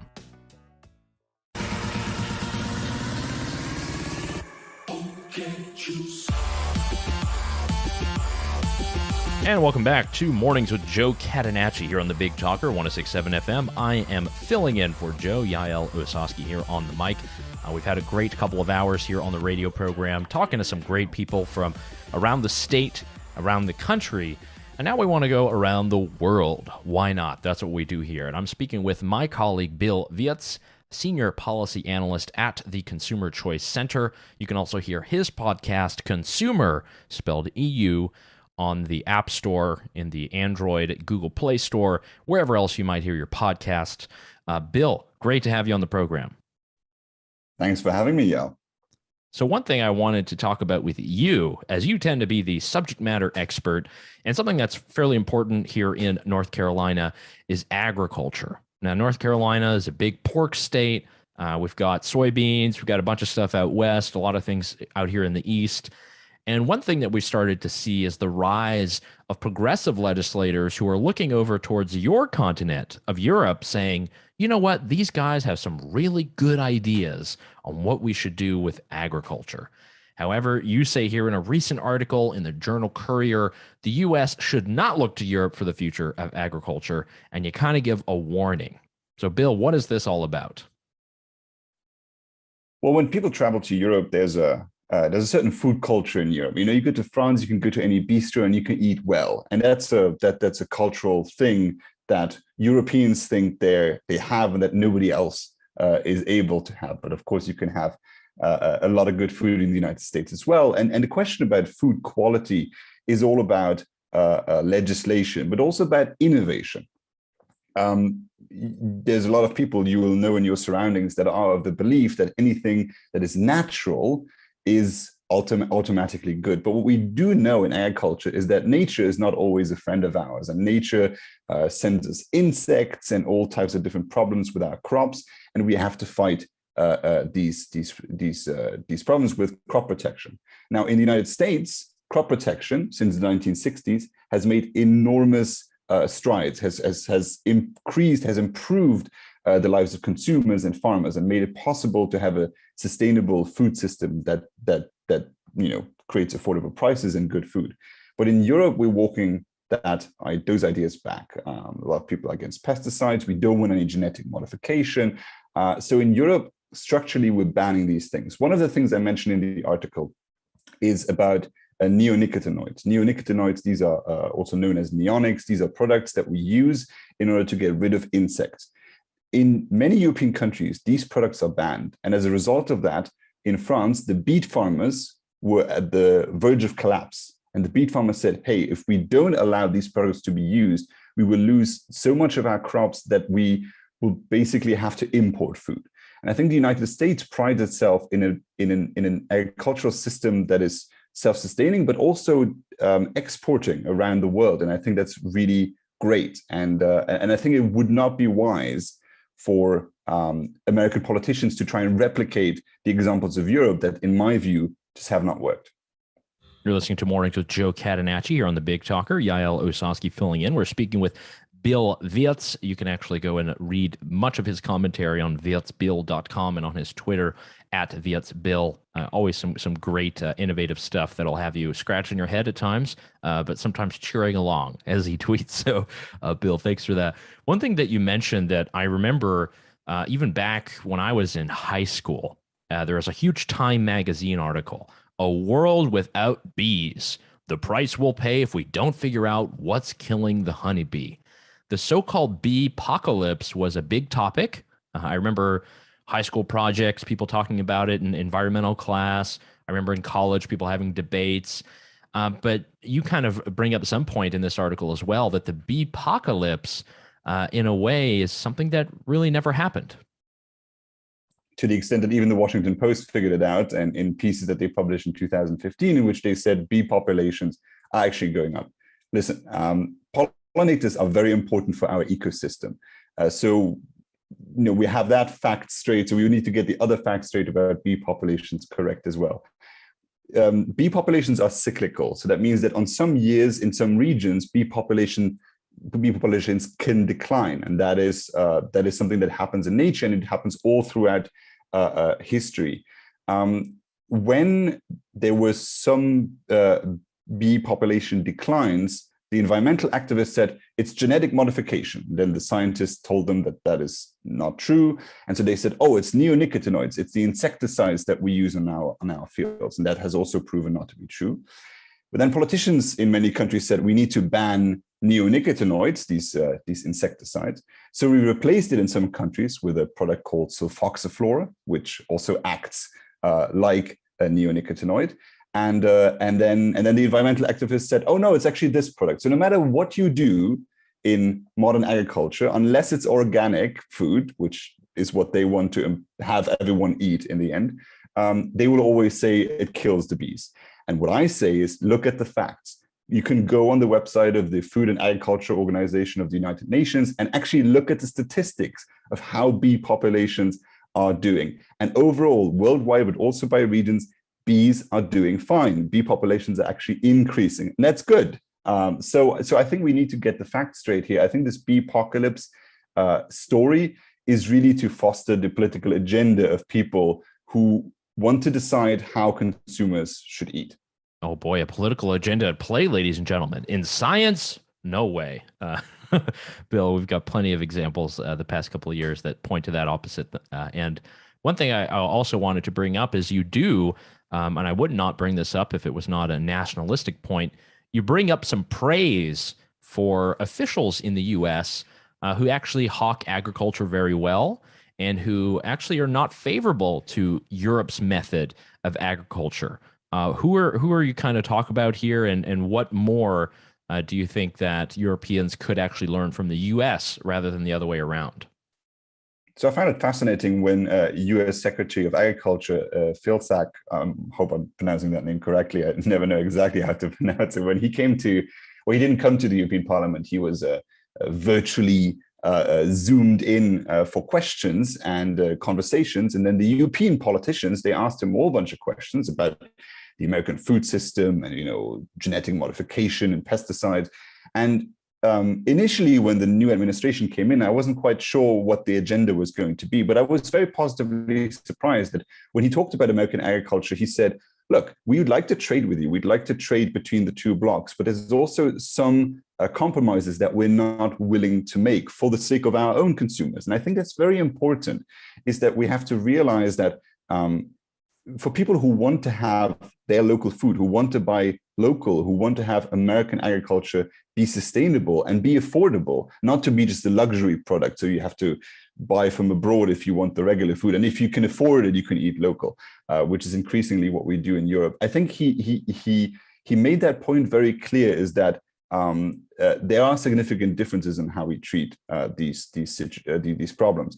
A major difference between the United States and Europe is that in Europe, we subsidize agriculture, as do the Americans, but we subsidize it considerably more. So there's a lot of taxpayer money that goes into sustaining farmers who would have been able to sustain themselves if we hadn't banned so many of the crop protection products that they need in order to get through the years without having insects eat up all their crops. So I think so far I'm optimistic that the current administration seems to understand the point that replicating everything that is done in Europe would not be a good idea for U.S. agriculture. It's a great insight there from Bill Wirtz, who's our a colleague over there in the European Union, giving us some great facts here on the Mornings with Joe Catenacci show. We're rounding out the hour here, Bill, but in the last minute, one thing I wanted to ask, because it is kind of a new food trend that we have here throughout the States, the entire idea of organic and eating organic and labels. And you have stores like Whole Foods and Trader Joe's, that sell these things, and people love them and they'll spend more money. Is this a broader trend? Is this something that we're seeing legislators actually trying to recommend or to require? What is your sort of take on the whole industry of the organic foods? Well, I only have 60 seconds, so I only can push so many facts on you. The food market in the US, 4% of that is organic. In Europe, it's 8%. European politicians want to make it 25%. Here's a couple of things that consumers need to know about, and if you don't trust me, you can go online and look this up. Organic food per se is not healthier or more nutritious than food coming from conventional agriculture. There's the erroneous belief as well that organic food does not use pesticides. It does. It actually uses pesticides that are labeled organic, but that many people, if they look them up, would not consider to be, a natural organic phenomenon. So organic food uses pesticides. And then the last big problem, I think, is going to be for farmers and consumers when we try to increase organic food when consumers don't want it. The EU wants to increase organic production from 8% to 25%. And the question we should ask is, if we do that, if consumers now don't actually buy 25%, who's going to come up with the money for those 17% lost? Because farmers realize that if we increase production, but then demand doesn't follow up, the prices will crash, and that will really hurt farmers. And I think that's a really significant problem there. If we want our farmers to have social sustainability, we want a farming sector that is based on the choice of farmers and the choice of consumers, then we can't have government mandate that you go to Whole Foods. That shouldn't be the solution. If you want to go to Whole Foods, have at it, go there. But it's not something that most consumers want, and we should respect their choices. There we go. The guy who's always on message, always fun to read. That's Bill Wirtz. Bill, thanks so much for coming on the morning program. Thank you. All the best, and we'll be back after this break with much more. We got a great another hour coming your way. Stay tuned to the Big Talker 106.7 FM. Yaël Ossowski filling in for Joe. We'll be right back after this.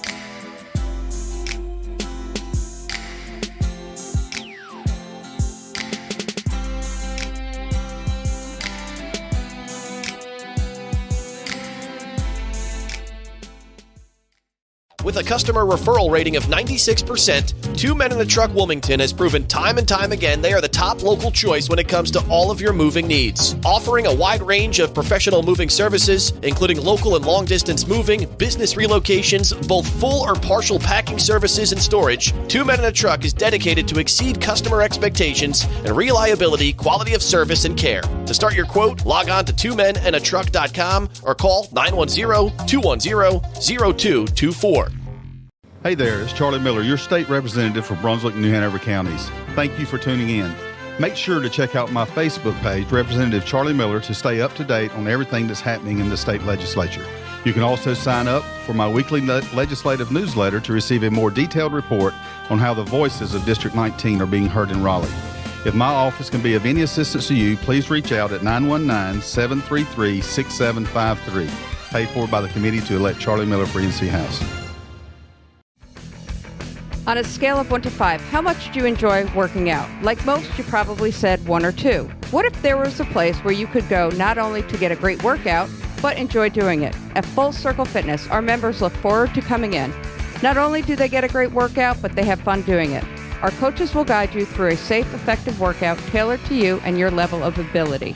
Get started today. Full Circle Fitness, 910-399-8350. Hey everyone, Ben Hawkins here with Cross Country Mortgage. Rates are still at historic lows, and there has never been a better time to purchase your dream home or refinance your existing. With over 300 loan products including conventional, FHA, VA, USDA, renovation, and jumbo, we are certain we have the right loan product for you and your family. Call me today to be pre-qualified to make the offer on your next dream home. 910-352-3373 or visit my website at lendwithben.com.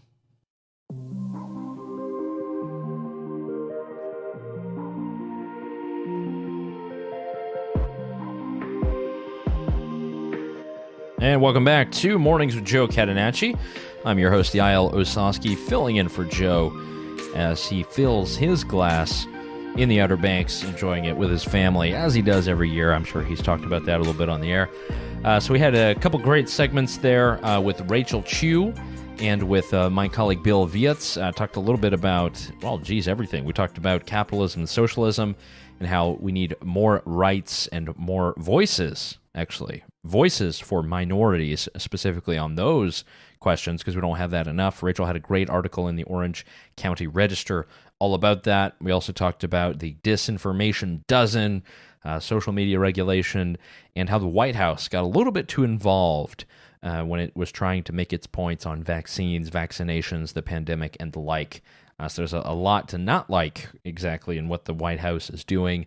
And then also talked about the food delivery fiascos happening in New York City. So Rachel's always good for that perspective, always giving us some very good insight. And her articles are amazing. So definitely someone to follow. And then we talked to my colleague Bill, Luxembourgish fella. He's got a lot of charm. He's got a nice writing hand. Put out an article about agriculture policy. Agriculture, not something you think about every day, but when you go to the store, you go to the Whole Foods, the Trader Joe's, the Harris Teeter, you look at organic options. Why is this twice as expensive as the normal version? Bill also talks about that, but also how the Europeans are trying to creep their way into American agriculture. We have a lot of green and environmental groups that are learning lessons from Europe in terms of how they want to do it. And when we think of the European agriculture system, it's something that's so subsidized, so mixed up with taxation. It just really gives you some perverse incentives. So not the best thing that we've got coming out of Europe for that. So good thing that Bill was here to give us a little bit more information on it. And we can understand exactly what is happening. And not every day that we hear that actually some administration officials, particularly in Biden's administration, in Tom Vilsack, Secretary of Agriculture, actually doing something pretty good. This is not always the case, so pretty good to hear that great things are happening in terms of some good policy people in the Biden administration. And the focus on the Biden administration has been huge for the last week. You guys have heard it on this station. You've heard it on others. I think Andrew Donaldson, who covered for Joe on Monday, gave a great analysis on basically what had happened in Afghanistan, sort of point of view of someone who had been in the military, someone who has been deployed, someone who's had to deal with evacuations and had to deal with situations not as chaotic as this. But certainly to give you a perspective that, the planners and the bureaucrats and the people who are supposed to be behind the scenes really makes it think that things don't work anymore. Do you get that feeling? Do you get that feeling that things are just not working as they used to? Things are breaking. People are telling lies. I mean, people have been lying forever. But we never really thought that we'd actually come to a point where we're not trusting political officials on matters of war, public health officials. All of that is not working. Pandemic stuff, there's all these things that are happening. You have Australia that's locked down to really no recognition. You can't even order a drink outside. I actually spoke with an Australian colleague, and we were commenting on the different mask rules and how there was an example of a couple guys that went to a pub crawl and they got drinks outside. They would walk up with their masks on. They take them off to drink, put them back on. They go to the next pub. Apparently, this was used as the worst example of what COVID behavior is. If you ask me, that just sounds like normal behavior of people having a good time being with their friends. I thought that's what society was all about. I guess not. So there's all kinds of that stuff that's happening. But does anyone know what they're doing anymore? Is everybody just winging it? Is that kind of what's happening here? Is it the fact that essentially all this kind of story that we've been told about power and authority and good governance, so much of it is just fallen by the wayside? We saw it when it came to President Trump. The way that people saw Trump was not like a normal figure. He was seen like a demonic figure to those who come from the more progressive side, which, in a way, every opposing political force is going to do that. You've seen the memes about Joe Biden. We saw the memes about Bush. We've seen the memes about Obama. But with Trump, it was a very simple kind of criticism. It was, this man is so out of the norm, so out of the ordinary, that we must go out of our way. We must make our system illiberal in order to go after him because he is illiberal. We saw that with the impeachment over what happened in Ukraine or did not happen in Ukraine. We saw it with the entire dogged claims the whole time about Russian interference. And now we see this new president who has this is a real crisis in Afghanistan. This is not made up. This is not, I mentioned earlier in the program, it's our first real foreign policy crisis that we've seen as Americans in a long time. And there's actually something that's happening. There are people losing their lives. There are people who are fearing for tomorrow in a way that we haven't seen in a while. And essentially, Biden gets to carry on. Whatever your view on staying in Afghanistan or not, the way that it was done, not at all efficient, not at all safe, not really considerate. There are so many people who were working for the American forces as translators. We know that from Iraq. We know that from the first Persian Gulf War. And they were just kind of left there. And I've seen comments from a couple of organizations. There are veterans organizations, and they also help settle people who are working with American troops in various war zones, saying that they sent all their plans. They told them exactly how to do it. They identified tens of thousands of people who were there that they were able to get out, and no one listened. No one in the administration listened. No one in the Pentagon listened. I don't want to get into that because I think there's a lot of things you could say about different apparatuses throughout the federal government, but it just seems that stuff ain't working. I don't know if you agree with me. Things that we thought would be efficient and smooth and work great are just not. And I don't know where this breakdown is coming from. I don't know where this all went awry. Could it be that it all goes back to 2008 and the recession? Does it go back to 9/11? Is it just that Trump presented such a break in the paradigm that basically particularly elites in policy and economics and in academia, they don't know what to do anymore. Their worlds are shattered. There's actually a great book that I have, The Revolt of the Public. It's up here on my bookshelf, This is a great book that talks about how the reason that a lot of this is happening is just the hyper-information age and the internet that is allowing people to comment, that is allowing people to interact, to share stories, to see immediately what's happening in Egypt or in Florida or in Minneapolis with Derek Chauvin and George Floyd. People are able to immediately see that, draw their own conclusion. They don't need gatekeepers. And in a way, it's harder for elite centers of power to hold on to control. That's why he calls it the revolt of the public. Let me find actually the author of this. Martin Gurry, I believe is his name. Revolt of the Public. Got to make sure I give out the correct book recommendations here on the Big Talker. The Revolt of the Public and Crisis of Authority in the New Millennium. So you can buy this book on Amazon. I'm a big fan of Amazon, so that's fine. But yes, Martin Gurry is the author. This came out in 2018. Much of it was about the revolutions that happened in Tunisia, the Arab Spring, throughout the Middle East.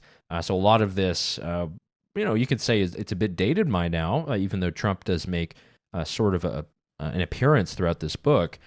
But the idea that things are just not working like they used to, perhaps that's the theory. That it's because of technology, it's because of the huge spreading of information, it's because of social media channels. They're not able to keep it together. And if they're not able to keep it together in centers of power, in various elites, that means it's time for us to get smart. That means that we have to use our platforms to provide intelligent criticisms, and we can offer something as an alternative. Many of you have had ideas about how things should work, and they should work better. Now's kind of the time to express that. Use your social media channels for that. Write letters to your city council. I know that Lillian Beecroft, who was on yesterday, she talked a lot about the impact of local government, how you in Wilmington can make a big difference, how people in North Carolina can make a difference. And it's exactly this that I think we have in our power right now. It's very simple and easy to set up a YouTube page, to go on your Facebook Live. It's very simple to put together something. You can ask someone to help you out with a camera or whatever. But now is the time to present your ideas and your alternatives. And I'll tell you, in this kind of, arena that we have now, people will listen to you.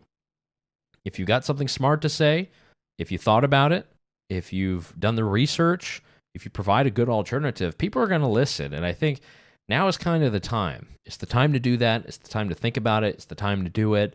I think there's so much that's happening positively or negatively that you likely have an opinion on, that you would like to change. It's not just about griping. We hear a lot of people griping. We hear a lot of people complaining. A lot of people tweet at me with complaints.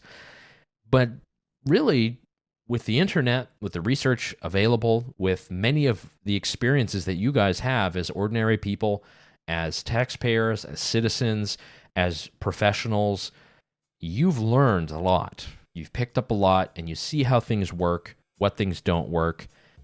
What do you think about that? If you like that, let me know. Send me a message. I think it is the good time to do it. I think we're seeing this kind of strange breakdown of order that people are just not computing anymore. It's the meme. Can't compute. That's what I'm seeing a lot here, and it's kind of unfortunate what's happened there. We're going to come back for Hour 3 coming up. It's been a great morning here. Mornings with Joe Catenacci, Yaël Ossowski filling in. We've got 2 more interviews to go. Julie Gunlock, David Clement. Stick around. You won't want to miss it. We'll be right back here on Big Talker.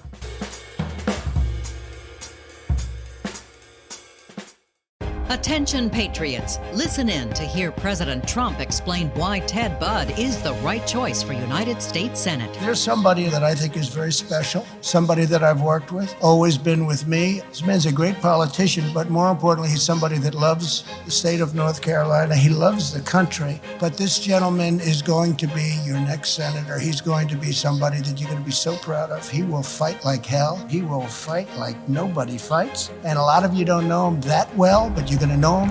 Ted Budd. I am giving him my complete and total endorsement. We're going to work with him. We're going to campaign with him. You can't pick people that have already lost 2 races. You can't pick people that have already lost 2 races and do not stand for our values. So I'm going with Congressman Ted Budd, complete and total endorsement. I'm Ted Budd, and I approve this message. There has never been a better time to go to college. Class of 2021 high school graduates, you don't want to miss this. You may be eligible to have your tuition and fees covered at Cape Fear Community College for 2 years, beginning this fall through the North Carolina Longleaf Commitment Grant. This is money that does not need to be repaid and covers tuition toward a degree or towards transfer credit to a 4-year school. This is your chance to make it happen at CFCC for free. Find out more at cfcc.edu/NC-grant. This week on Recovering Hope, we'll be speaking with Laura Lee Rosano. Laura Lee is an author, mother, and a family counselor at Edgewood Treatment Center in British Columbia. In all my years dealing with people in recovery, I've never come across anyone more knowledgeable about recovery or as gifted with an ability to express herself in ways so effectively. Please tune in to Recovering Hope this Wednesday from 6 to 7 p.m.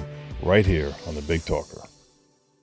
Folks, we all know ongoing road construction and traffic can weigh heavy on your vehicle. Since 2006, O'Leary's Automotive Repair has provided comprehensive repair services at affordable prices to get you back on the road in no time. Their ASE-certified technicians will help you find a cost-effective repair and maintenance alternatives. O'Leary's has multiple locations in the area in Hampstead, Leland, the Myrtle Grove area, Ogden, and Wrightsboro. O'Leary's Automotive Repair, a trusted, locally owned business since 2006.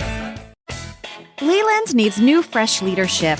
We need Jason Gaver, a husband, father, veteran, and small business owner, a proven leader who is engaged in our community. Jason's only agenda is to shape a positive future for the town where his daughter will grow up. He has a servant's heart and the strength to be an independent voice. Jason Gaver is the new leader we need. Visit jasongaver.com to learn more. Paid for by the Committee to Elect Jason Gaver.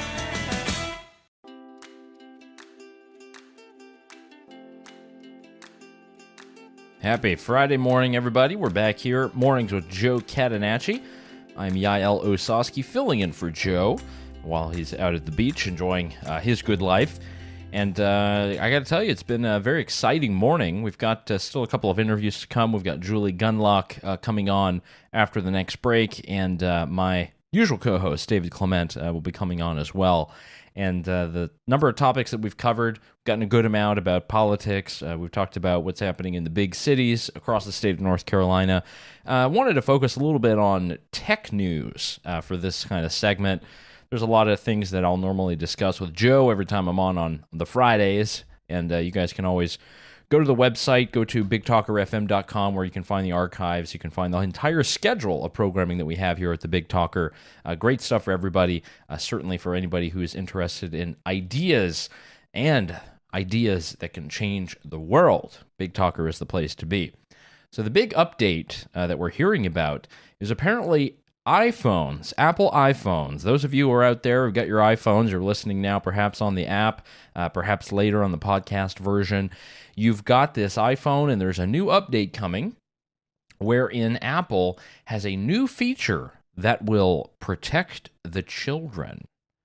So this is on Apple's website, they have an entire technical summary.